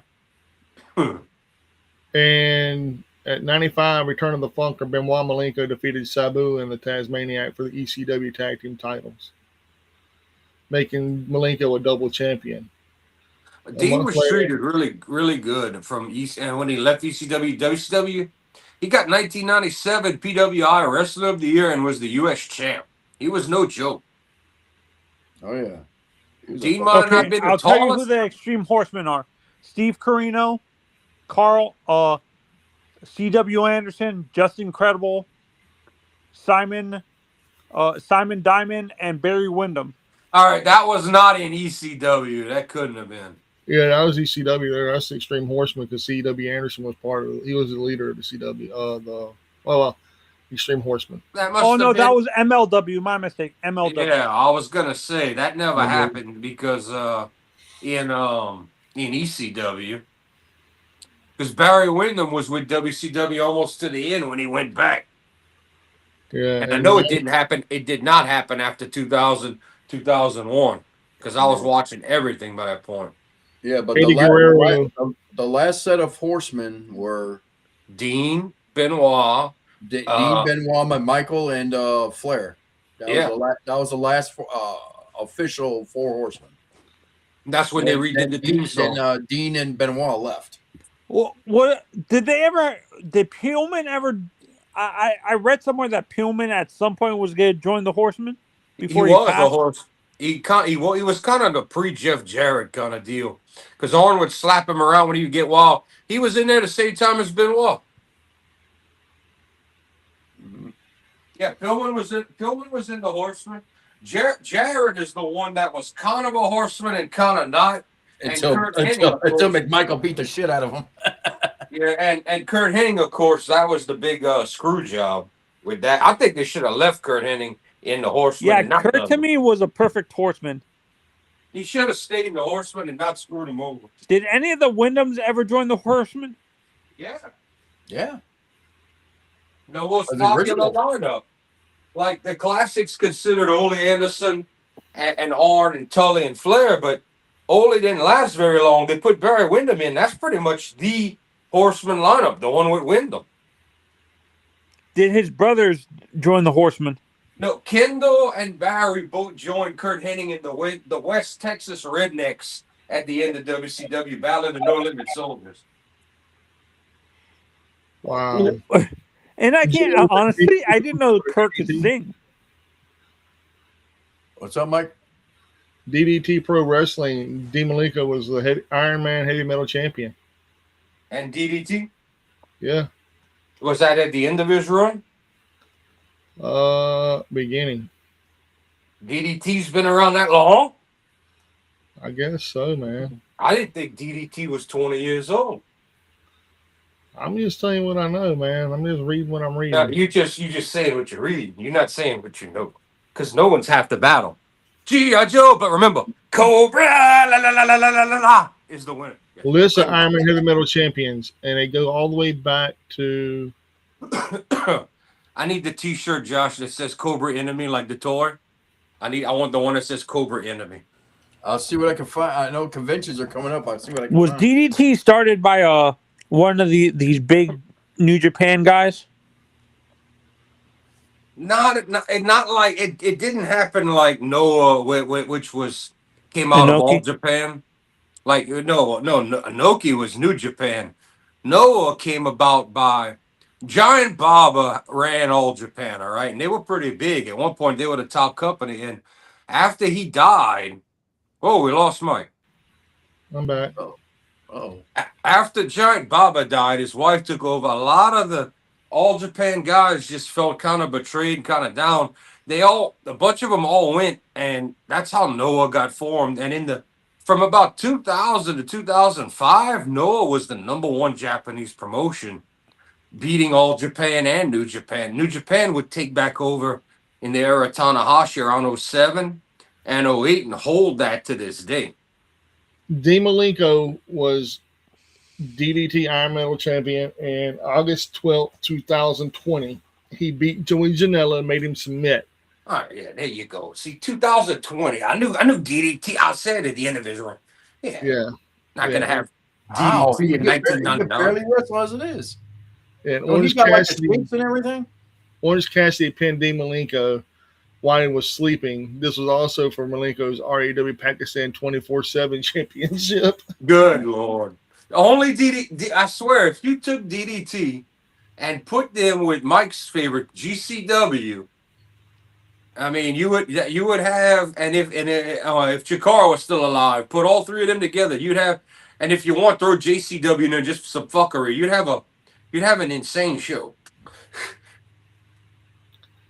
How about add ZZW to that? CCW? Yeah, Combat Zone.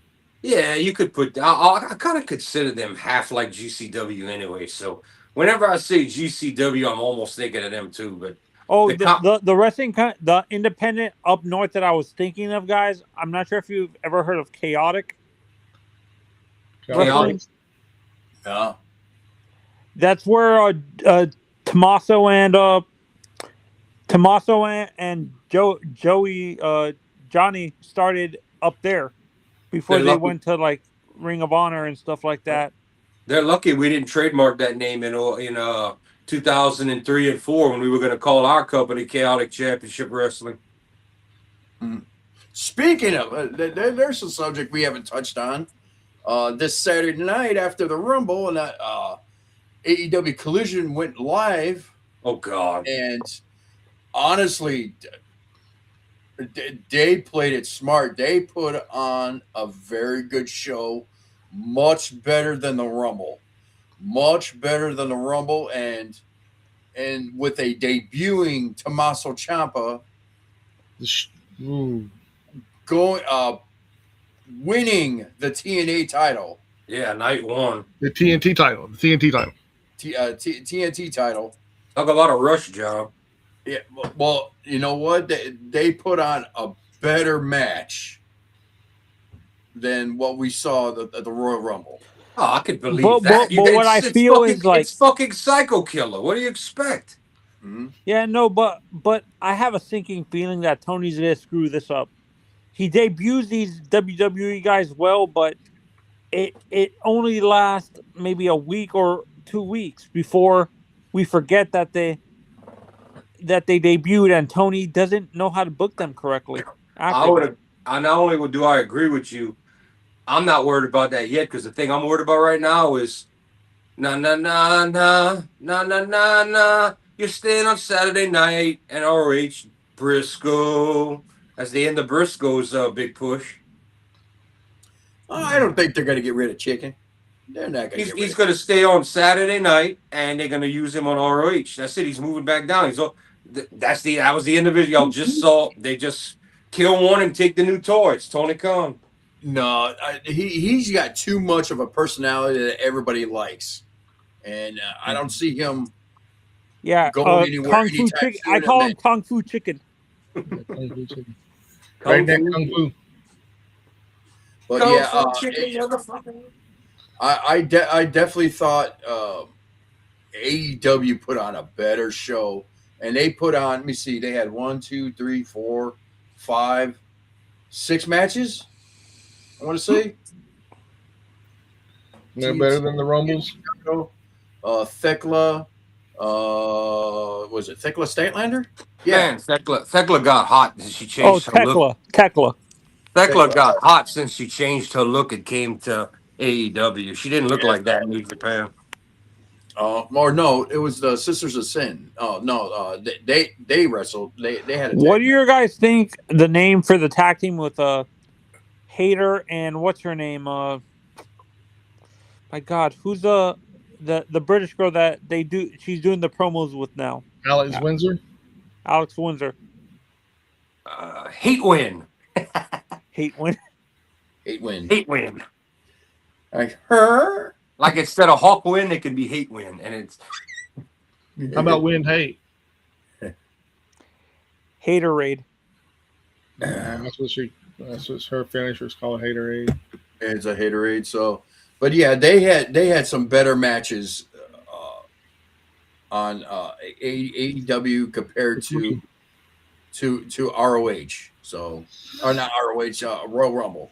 I feel honestly, I think the Rumble, like these battle royals, to me, in general for wrestling, should be pay-per-view matches. These should be television matches. I understand why they do it for the Rumble, but in general, I feel battle royals should be televised matches on like regular shows, not a pay-per-view thing. Well, the Royal Rumble's been around since 1988, and it's been always the first one was done like closed circuit, but then the second one was done as a pay-per-view, and ever since then, I like the pay-per-view that they do with the Royal Rumble. Yeah, It was. But you understand where I'm coming from. Oh, But naturally, I get it. Most battle royals and stuff like that are on television. But the Royal Rumble, the reason why it's so special is because two people started out instead of everybody being in the ring at one time. yeah. That's And what I like. they need to do like a 0 hour like they used to do, and have like a couple more matches. I mean, this 4-match bullshit. I mean, this was the 2 Rumbles and 2 matches. That was it. bring back Saturday Night. What is it called? What was it Shotgun Sunday Night? Saturday night. No, the thing that was on Sunday Sunday Night Heat? before the. Yeah, Sunday Night Heat. That's what they do. They had Sunday Night Heat right before the pay-per-view, like an hour, probably like an hour. That's what I think. That's what AEW is trying to do with their 0 hour thing. Copy that Sunday Night Heat model from the Attitude Era, kind of. Which Yeah, it works. It gets a lot- everybody on the pay-per-view. But WCW started because they would let you watch the first 2 matches on a pay-per-view and all the talking and interviews live on TBS before the show would start. So that's who they're all really copying, even Tony Khan. So WWE stole everything from WCW. Is that what you're saying, Jack? I won't say everything, but everything to do with the Attitude Era that all happened because of WCW, and that's between Bischoff's booking and just the way, like, people were bitching saying that 0 hour, like the fireworks went off, and one of the last 2 pay-per-views in AEW, like one of the big ones, started with the 0 hour match still going. I'm like, that's what happened on Nitro used to do that. That's what happened before pay-per-views when I would watch like Clash of the Champions and shit. That's what fucking happened back in the 90s, in the early 90s, before there was a heat or anything like that. You had the pre-show, and they didn't call it a pre-show, but they let you watch to hope to get for you to want to buy the pay-per-view and get more I buys felt to get that you hooked. happened more later on with WCW too, Jack, where they messed up. Like when WCW was going out of business, some of their pay-per-views had weird timing with their fireworks, where they would do pre-show matches, and the fireworks would start in the middle of the last yeah. pre-show match. That happened in Nitro's in Nitro's heyday. That would happen. It's because you got a live TV show going. The live matches just for the crowd there. You got millions of people watching at home. The fireworks would go off. They'd zoom in on that. They'd play the music.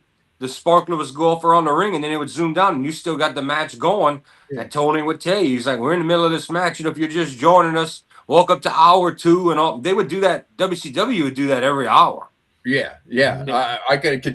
I'll attest to that since I've been to quite a few Nitros back in the day. So they did the fireworks right at the beginning. Then they went through hour 1. All of a sudden, hour 2 comes off right in the middle of the match. Do. I'm like, what the? When they did, like, I saw I think it was a Nitro or a Thunder that they did it in Birmingham. Where did they used to do that? Like, was it the Birmingham Convention Center, or was it the big football stadium where UBA played? It was a convention center. Well, the Coliseum, basically, what they called it. It's big too. It's one of the biggest. Yeah, but back then, WCW and then WWF was selling out though. By 1998, 99, they were selling out stadiums. I mean, it was insane. The amount of it's never gonna be like that again. But wrestling was pop culture, and then WWF to keep up with WCW, what they would, and the reason they did this was they actually got ratings twice. So if you remember Warzone or Raw is War, the whole idea was it was considered 2 shows, each one an hour apiece.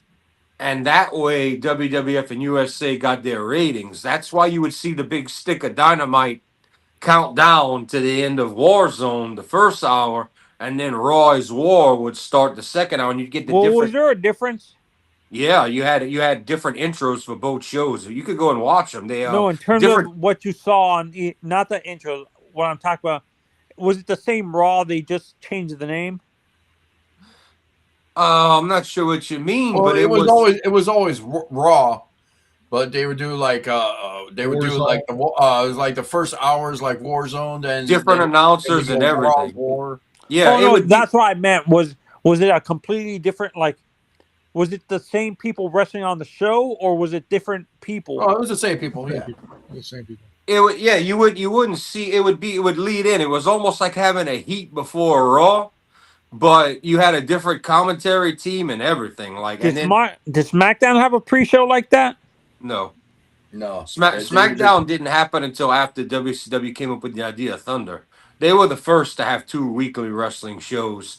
Technically 3, because WCW already had 2. Saturday night. Yeah, Saturday night. Yeah, it's that which lasted for damn near 25 years or whatever the hell it was. And what was their Saturday night show? TBS Saturday night 5:05 for over 25 years. That was the magic number where you watched wrestling on Turner before Nitro, before any of that. 5:05 Saturday night. So, and then they went from having tape shows around the world, around the country, to being filmed live at Disney World. Do you think if Paul was more financially solvent, like, do you think WCW would have lasted till, or was it more that they couldn't find a network after? They were burning money. Well, wait, what you talking about? What you mean, Anthony? Say it again. With Paul Heyman, a lot of people say the reason why ECW was dead, not just because they didn't have a consistent TV, like they didn't have a consistent. ECW went down because even with television, Paul could not get sponsors for that violent of a pro. Without sponsors and commercials, you've got nothing. That's why everybody gripes about SmackDown being 3 hours and all the ads. The money comes from those ads on streaming and those. That's where the money comes from. Paul Heyman and ECW never had a single sponsor, but Acclaim, who made, which is technically not even a sponsor, they made the video game for EC. That's the only sponsor they ever freaking had. Wait, I thought they had 1-800 Collect as one of their sponsors too. WCW had 1-800 Collect. Did WWE have that too? or they have another collect company. They I have think one. it, I, There was I one think it was. 800 Collect, and there was I think they had another. a different one. It was around that same time though, man. Yeah, because definitely the yellow 1-800 Collect was on WCW because they were at the time they were the top. But WCW had a race car, they had a NASCAR, they had a NASCAR driver, Yeah, they had because Jeff two. Burton would be on those of, like, was it Jeff Burton that would always come on WCW events? Kyle Petty. Yeah. Who's the They NASCAR all guy that would come to TNA events all the time? Yeah, but WCW had all the sponsorship. Yeah, ECW had no sponsors. That's why that was one of the major things. I mean, there's a promo out there with Paul Heyman going off how the network will not they cannot get no sponsors, and basically tell the network to go fuck themselves. Yeah, he got mad at TNN, but TNN's like, we can't do nothing with this program. No one's gonna sponsor this adult, Adult Yeah, wrestling company. yeah. It was like so Shit. he was pissed and bitched at the network, but it's like, I'm bruh, it's your surprised, job. honestly, HBO never got into pro wrestling. Like, If I'm gonna tell you what, if ECW in its heyday would have happened in the era of streaming, that would have made a difference for ECW. And if it would have been in the era of today, and no one would have seen it, and they would have had the kind of streaming we do today, back then ECW would have been. It was too or too early for its time. It was too violent to get any decent sponsorships and backings. And today the business is all about that Snickers deal. I mean, that right there alone is millions of dollars. The third hour of SmackDown makes them over $1 million in revenue, just in commercials on for me, I television. feel the Slim Jim commercials were all. I like that they're using current wrestlers, but I feel that's more of a that that whole thing started because of Randy Savage, and Oh I feel yeah. it's odd with other people. Yeah, that's why Eric Bischoff signed him in a heartbeat. Because when he found out the Slim Jim deal came with Savage, he's like, I'm getting paid to have this guy. So I'm getting paid twice because the deal came with Savage. So Bischoff was like, all right, I'm paying this guy a little bit, but we're getting all this Slim Jim advertised. He's like, hell yeah. Was joking around. Did Steve have any sponsors with any of these major beer companies? He had created, after his run, he had done like Hulk Hogan and made like his own drinks or beer or whiskey, but His I drink of choice was Miller Lite. I That I do know. believe WWF eventually cut a deal with Was it one Coors? it wasn't Budweiser, but they used Budweiser once or twice, but I believe they cut a deal for bulk to do all their beer with Austin with either Coors or Miller Lite. And that was like in the last year or two of his run. I think that's all you're gonna see him drink. But they did use different trucks and companies depending on where they went each night. But eventually, I think it was either I think it was Miller Lite, but yeah, eventually that's all you saw him drink. That's all they threw to him in the ring. And I think they had a deal with them. I bet you Kurt was sponsored by like uh the milk company with a dairy cow in front of it. I forgot what it's called. That was only it wasn't even real milk. Because that It would have was stunk. It wasn't real milk. Stephanie let that out the bag. It was colored water because they were like, bro, you know what a mess that would have been to clean up? oh so so so Steve could use real beer, but Kurt didn't use real milk. Yeah, well, I mean, look the amount of milk he scored. And then from what I understand, I don't believe that was beer with Austin either. I think there was something else done with that, but It was seltzer water. I'm not sure what they did something, but I mean, you can't really tell beer unless you watch it foam. But the Angle one was definitely not real milk. Stephanie let that out. That was colored water. Mike might know. Mike, when Austin sprayed with the beer truck, that wasn't beer. Yeah. No, It was. it wasn't beer. On you talking about on the ring? I'm Yeah, talking about when he broke out the truck that years later, Angle copied him with the truck, the milk truck, and sprayed everybody. We know the milk was fake because Stephanie said so. The beer was fake, dude. I mean, That's what I thought. real, I wanted you real, to confirm it. real beer truck, fake Yeah. beer.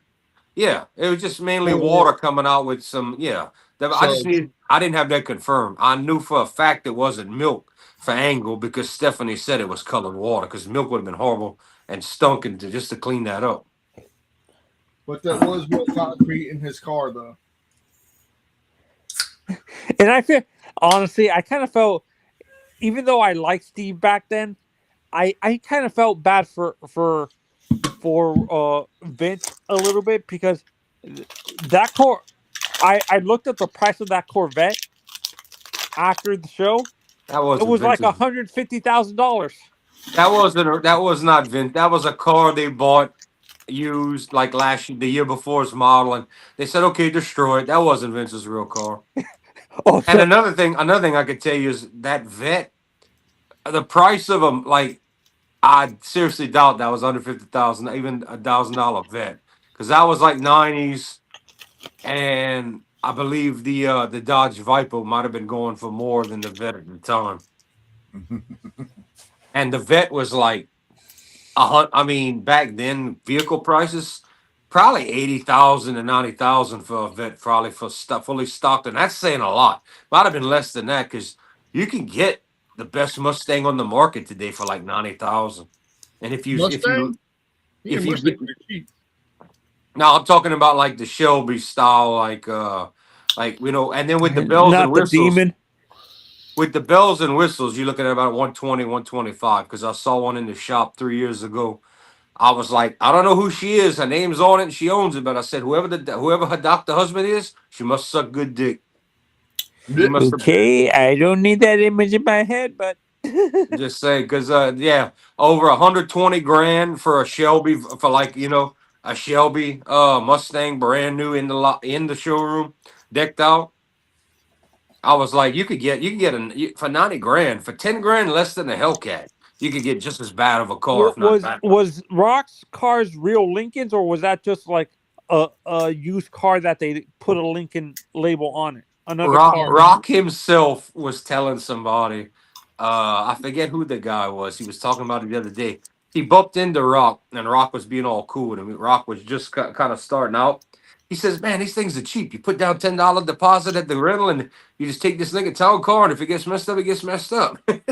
He's like, "You see all these shirts I wear? That all comes from Walmart. All these $500 designer shirts." He's like, "We get all that at Walmart, whatever town we're in. I just pick them up right there." That was No. young Rock coming out of the nation. So no, that's why I was one. I've always assumed that those are not real Lincolns. It was a car that like It was the real back then. Those were $50,000 cars. That was the number one luxury car, the Lincoln Town car. They were 50 grand because that was the best car you could win on Price is Right. I know that because I was around 97, 98. 50 grand was your high dollar for a non like I'm not talking about a Euro car or supercar or anything like that, but for a luxury car, the Lincoln Town car is 50 grand. But all you had to do is put your license down and a $10 deposit, and that was your rent car, man, if you wanted it. Yeah, because back then they were considered more luxury than the Cadillac. Yeah, at the time they were above Cadillac. Really? Yeah, the Lincoln Town car was like that was 50 grand. I'm gonna put it like this: in these days, dude, you could get a brand new Ford F-150 single cab for like $19,000 back then. Nice. Today a Ford F-150 decked out is like 65 grand. Shit, try 80. Yeah, that's with the heated seats and all the wipe your ass, the toilet, all of that bullshit that we know I don't need. Or if you get like the Raptor, which is like 150 grand. Yeah, but the Raptor goes. I mean, first of all, you try taking a turn in the truck and don't flip over, but that thing's made for a track, not for. I don't know why people drive that around on the street. You can't maneuver if you're going in a straight line. That's designed for like Baja racing. Yeah, it's just like a Dodge Challenger. Those cars are so heavy in a straight line. Oh, people love them on a drag strip. Try to take a turn with them fuckers. You can't handle them. Useless. But guys, it's going to be about 12 o'clock. Usually around this time, it's time to show off stuff. Yeah, I I'm don't have agree with anything you. to show off, but you guys can show it off to me. Yeah, Unless you want to see my dogs. we'll get into more wrestling news, everybody, tomorrow night. We'll cover more news based things and all of that. Don't forget, like and subscribe. Hit the like button. Give it to Dusty Rhodes hard. Give it the elbow because it helps us with the algorithm. And I think Anthony's going to show us some. Oh yeah, sponsored by Oh, W. yeah, Ten we gotta get percent that off. going. Use the promo code in the description, right, Mike? Yep. All right, there it is. Ringside Rants, 10% off, all caps. These are my And, dogs. W, drink it. Run around Anthony the is circle, showing $4. off. He's got 2 dogs here. Oh, okay. One looks like a Frenchies. Chihuahua. They're Frenchies. Oh, you got Frenchies. Oh, yeah. So, Hey, George, are Jack, you ready? Or what is your favorite song to play live? Ooh, original or cover? No, like a cover that you feel is a cover that you like, that you feel is challenging, and a cover that you feel that you can play like the back of your hand. I won't say challenging, but I haven't played it in years. But like the back of my hand, and the main reason I like it is because of the crowd response and everybody goes nuts. It would have to be War Pigs. It's like that was considered our song for Can you so play long. Eruption? Maybe if I ever tried. Have you ever played it? I've never tried. I don't think he's got the spider fingers. Actually, that is what I'm known for doing. But okay. Well, maybe. But in our we used to do when I did cover band music, we did a 4-hour cover set. And we had to set up everything: the lights, the sound, the snake, the mic. Our own sound man. We had to run everything, so we learned how to get that down in an hour after rock. But then you play 4 hours of that. I had to do so many solos from so many of like the best guitar players on the planet that I didn't really fuck off. You know, when you got to play a Van Halen song, 2 Ozzy songs of Randy Rhodes, at least 2 Dio songs, at least a Judas Priest, at least an Iron Maiden, and you got to go through. I mean, Rush Working Man, How about Poison? Rush Working Man, the entire instrumental part, note for note. You know, when you do all of that, you kind of don't have to really worry about showing off too much. You know, Rat, Round and Round, Motley Crue. When you're playing all these bands, there's enough lead stuff, especially by when the you're the way, only have you guitar. guys gotten your tickets for the last tour for Poison? Have you guys bought your tickets yet? I heard that. I heard that fell through already. Oh, it fell through already? I heard that they couldn't get along, and Brett Michaels and CC and all, unless they're replacing CC. I heard something about that, but I'm definitely not. If you want to go see Poison, save your money and go watch Brett Michaels with a plugged-in band, not acoustic, and you'll get a better Poison that way. Yeah. Plus, do you really want to be surrounded by a bunch of 50, 60, 70-year-old women too?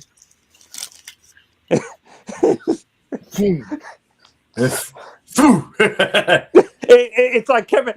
I can't remember. Someone told I watched this guy. He was telling a story that he met Kevin Nash once, and Kevin hated that most of his fans were everybody above 60. Yeah. You asked me for a challenging. I won't say I look forward to it, but one of the most challenging songs I had to play was just to kick my ass. We would start the show with it just to be like, all right, now everything's easy. Come out cold and start with Ozzy. I don't know. Are any of Angus's solos easy to play? Huh?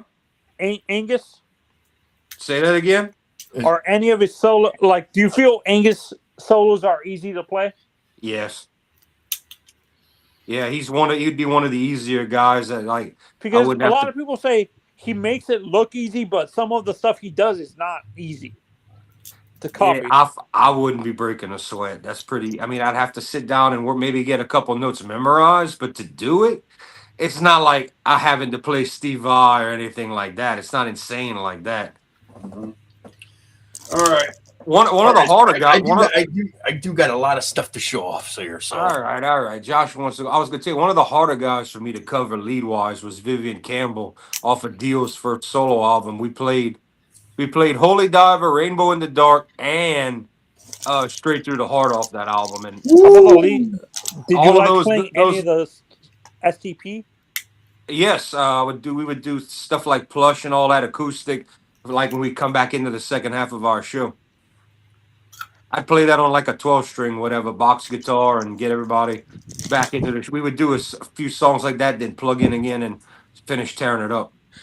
there you go. All right, right. y'all ready? I'm ready to show some shit. Yes, let me show some shit. I would Okay. go out to the car and grab mine, but I don't feel like going out to the car and grabbing it. Show it tomorrow, then. I will. See, that wasn't hard, was it? All right, Yeah, it was. straight close up. All right. Whoa! Whoa! All right, I'm gonna start off with some cassettes. Of course you are. You could cassette these nuts. All right, and I'm gonna see. He says, "All right." All right, here I'm gonna start off with this one. I picked up Living Color Vivid. Living If you Color? don't know, that's the. This is Living Color? Cult of Personality. Oh, okay. I did. For some reason, I didn't recognize the cover like that. Yeah, so I picked that one Uh-huh. up. A lot of people make fun of that video and what they're wearing, like the outfits they wear. No lie, that is a hard song to play on guitar. Cult of Personality. The first time I had to play that, I was like, "Holy fuck, this is gonna take a minute." And I paid $6.99 for that one. Next up, I got Anvil live in concert. I've seen them live in concert here in Mobile. So I never Yeah, heard of they- Anvil before. They're from Canada. Heavy metal from Canada. yep, cool. Nice, good band, good '80s metal, good '80s. Hey metal. Josh, that GCW thing behind you, is that the original GCW post? Like an original that one right there? Is that an original GCW one from when they first started? Well, actually, Mike sent that to me, so that's for I guess they would you get this from Mike? It was like at a show. Mm-hmm. Went to the GCW versus New South night 1. Yeah, and It was given out to the VIP. He got 2 of them. He sent me one, so and I got a bunch of autographs on it. Mike is a big GCW guy. So if you need to know something about GCW, you talk to Mike. All right. Next up, I Another picked up Anvil? Anvil Pound for Pound. Yeah, was probably not going to exciting. hold on to this one. So doesn't get any of the songs I like. So this one I picked up for, let's see, I paid $15 for this one. This one is Dark Angel. Ah, So this is basically good old fashioned thrash metal. thrash right? metal. Thrash metal. Yes. Originally I thought it was Death Angel, but this one's called Dark Angel. But basically they sound the same. Yeah, it's same kind of band. But Death Angel is the better band, probably. Yeah. This one I picked up for $10. Overkill Horoscope. Ah, you got Horoscope. Great album. Terrific album. But the bad part is I already own it. Well, So, Josh, what's your favorite cover that you own for an album? what, like cover of a song or just favorite? No, cover for the actual album album. cover. Album Album covers. I know what he means. I'd have to go with a few. Yeah, That one that you just showed looks pretty awesome. Actually, I just bought one and I'm going to show it off in a little bit. So, but after I get rid of the cassettes, this one, Anthrax Attack Killer Bees, Attack of the Killer Bees. great album, one of my favorites. I used to have this, and somehow this mysteriously disappeared out of my collection, but I got it back. And last, I'm missing this on CD, but they had it on tape. That I consider one of the greatest album covers of all time. That was my first thought. Yes, this is actually a pretty good one. So, Do you have that Anthrax album on vinyl that what, you this showed? one? The Attack of the Killer Bees. Do you have that in vinyl? No, I got it on CD. I got it on CD. With vinyl, with older bands, there's only like a few albums. I'm not gonna get like the only one I went full tilt and bought their whole entire catalog was Pantera. I bought the whole entire catalog of Pantera, and for Slayer, I'm only getting like 3, maybe 4. No, I got 4 albums of Slayer, and that's probably where I'm gonna stand at. I got one Sepultura album, and it's because it's my favorite album. It's Roots. Everybody loves Roots. Yeah, Not so I'm not my gonna go for the catalog. Is on that. Armageddon a Slayer album? Nope. Is Armageddon? Armageddon a Slayer album? No, that's Def Leppard. So That was a movie in the late 90s yeah, basically. All right, so with Aerosmith all over it, right? Or AC/DC, one of them. for think vinyl, this is It was Steven Tyler and Aerosmith. for vinyl. This is what I picked up. I picked this up. I forgot to show it off last time, but I picked up this 45. Oh, now if you listen to that, you can fight like Bruce Lee. Yeah, basically it's like a little bit of the soundtrack of Game of Death. Nice. I picked that up for 15. I was like, okay, I'll take that. I'm a big Bruce Lee fan. And getting to what he was talking about, album covers. Josh, that Bruce Lee album, is that an 8x8? That's a 45. It looks smaller than a 45. It's a 7. It's a 7. If it's a 45, it's a 7-inch. Yeah. So getting to what he was talking about, I bought this purely on the cover.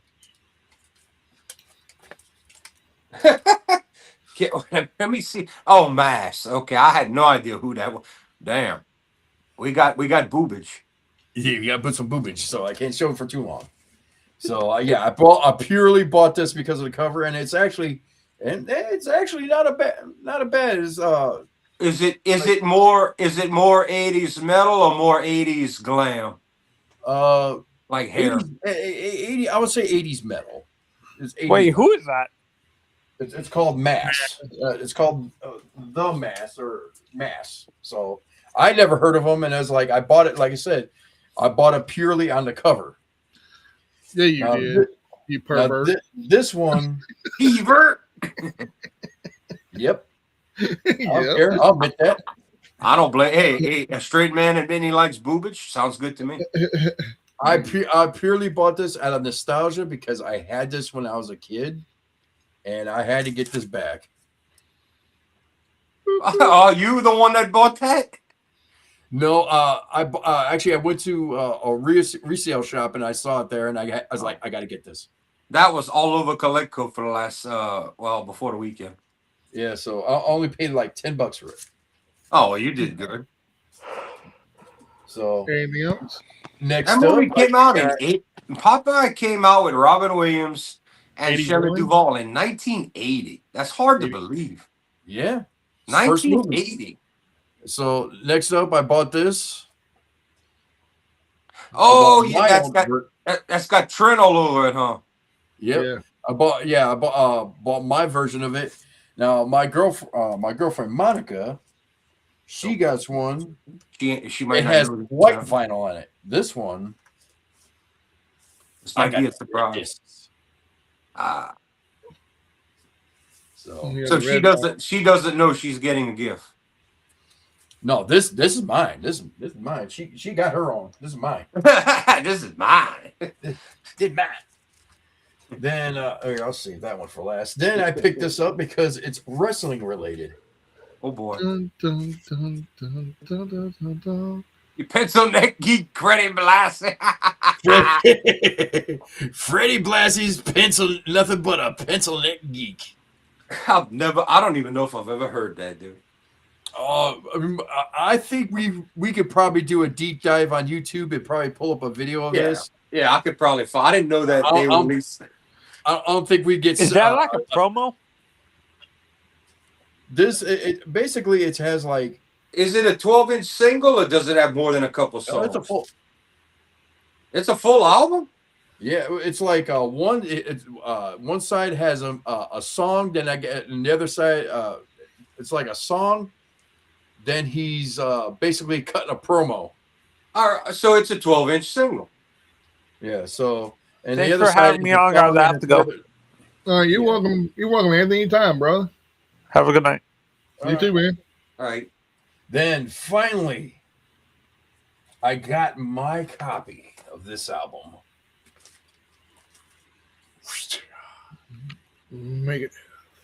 Megadeth.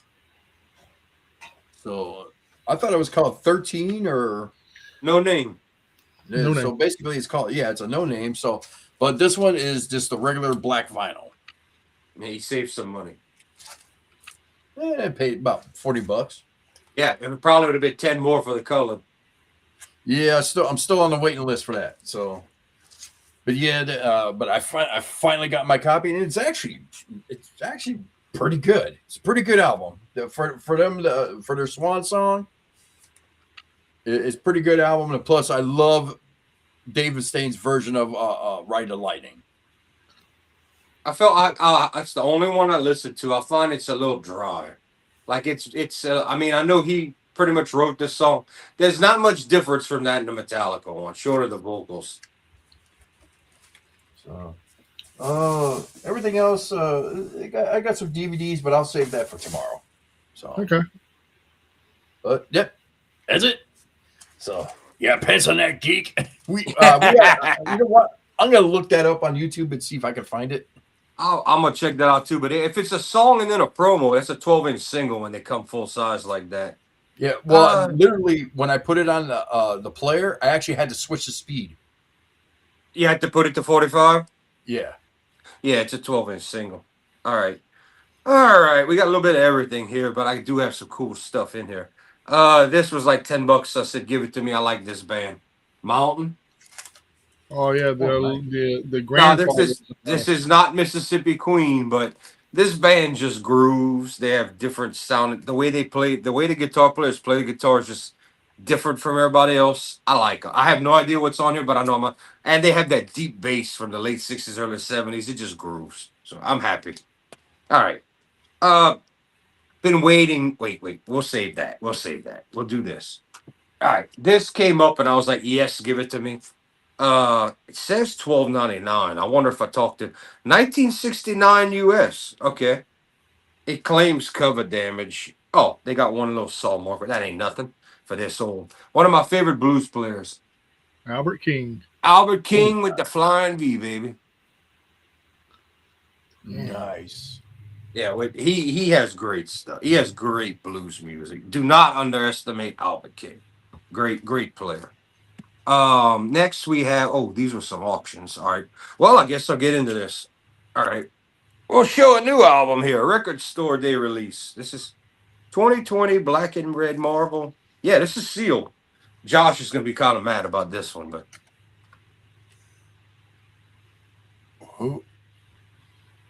it's Fight. That's Rob Halford's 90s band. Oh, okay. This is the second album. The other one.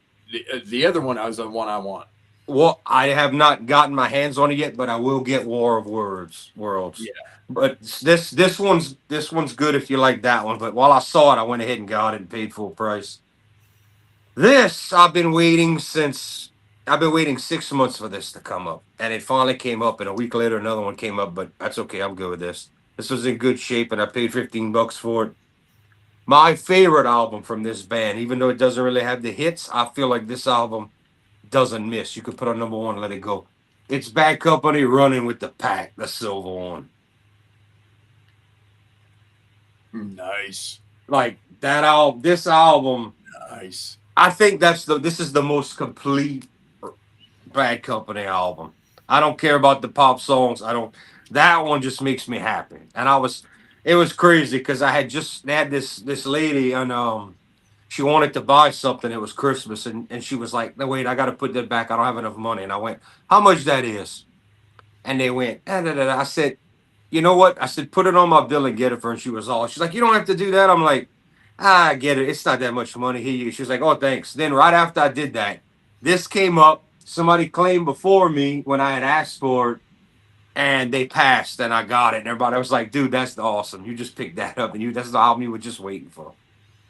All right, we got a couple auctions here. This is a 1984 OG US Pittman press with the lyrics and inner EX Plus. Getting close to completing them. I'm close. It's Saxon. It's Crusader. Crusader, another classic, great one. I'm closing in. I'm almost there. Almost there. Closing in. And then this. Never saw this before in my life. I had to pay for it. Oh, by the way, I got that Saxon for only $32. Oh, nice. This is a 1985 Canadian. This album was titled What's Words Worth in most other countries, but was titled The Watcher for the Canadian release. And this is a live album from 1980. Wait, this was pressed in 85, but this is a live album recorded in 78 from Motorhead. Ooh, nice. You will never, you cannot get that cover unless you get a Canadian or that album title. And I had to pay like $66 for it, but I was like, gimme.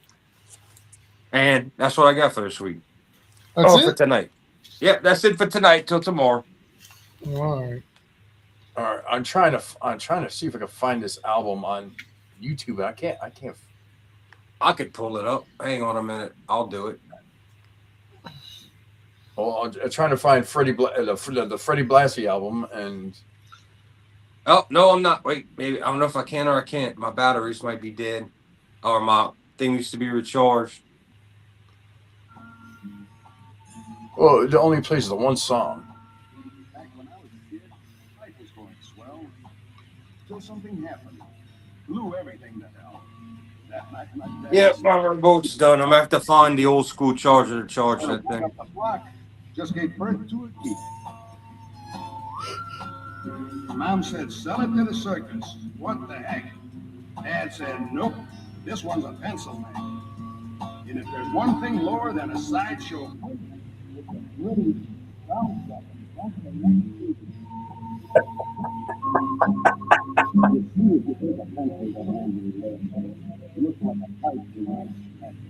Freddie Blassie underwater, ladies and gentlemen. rain that leaks.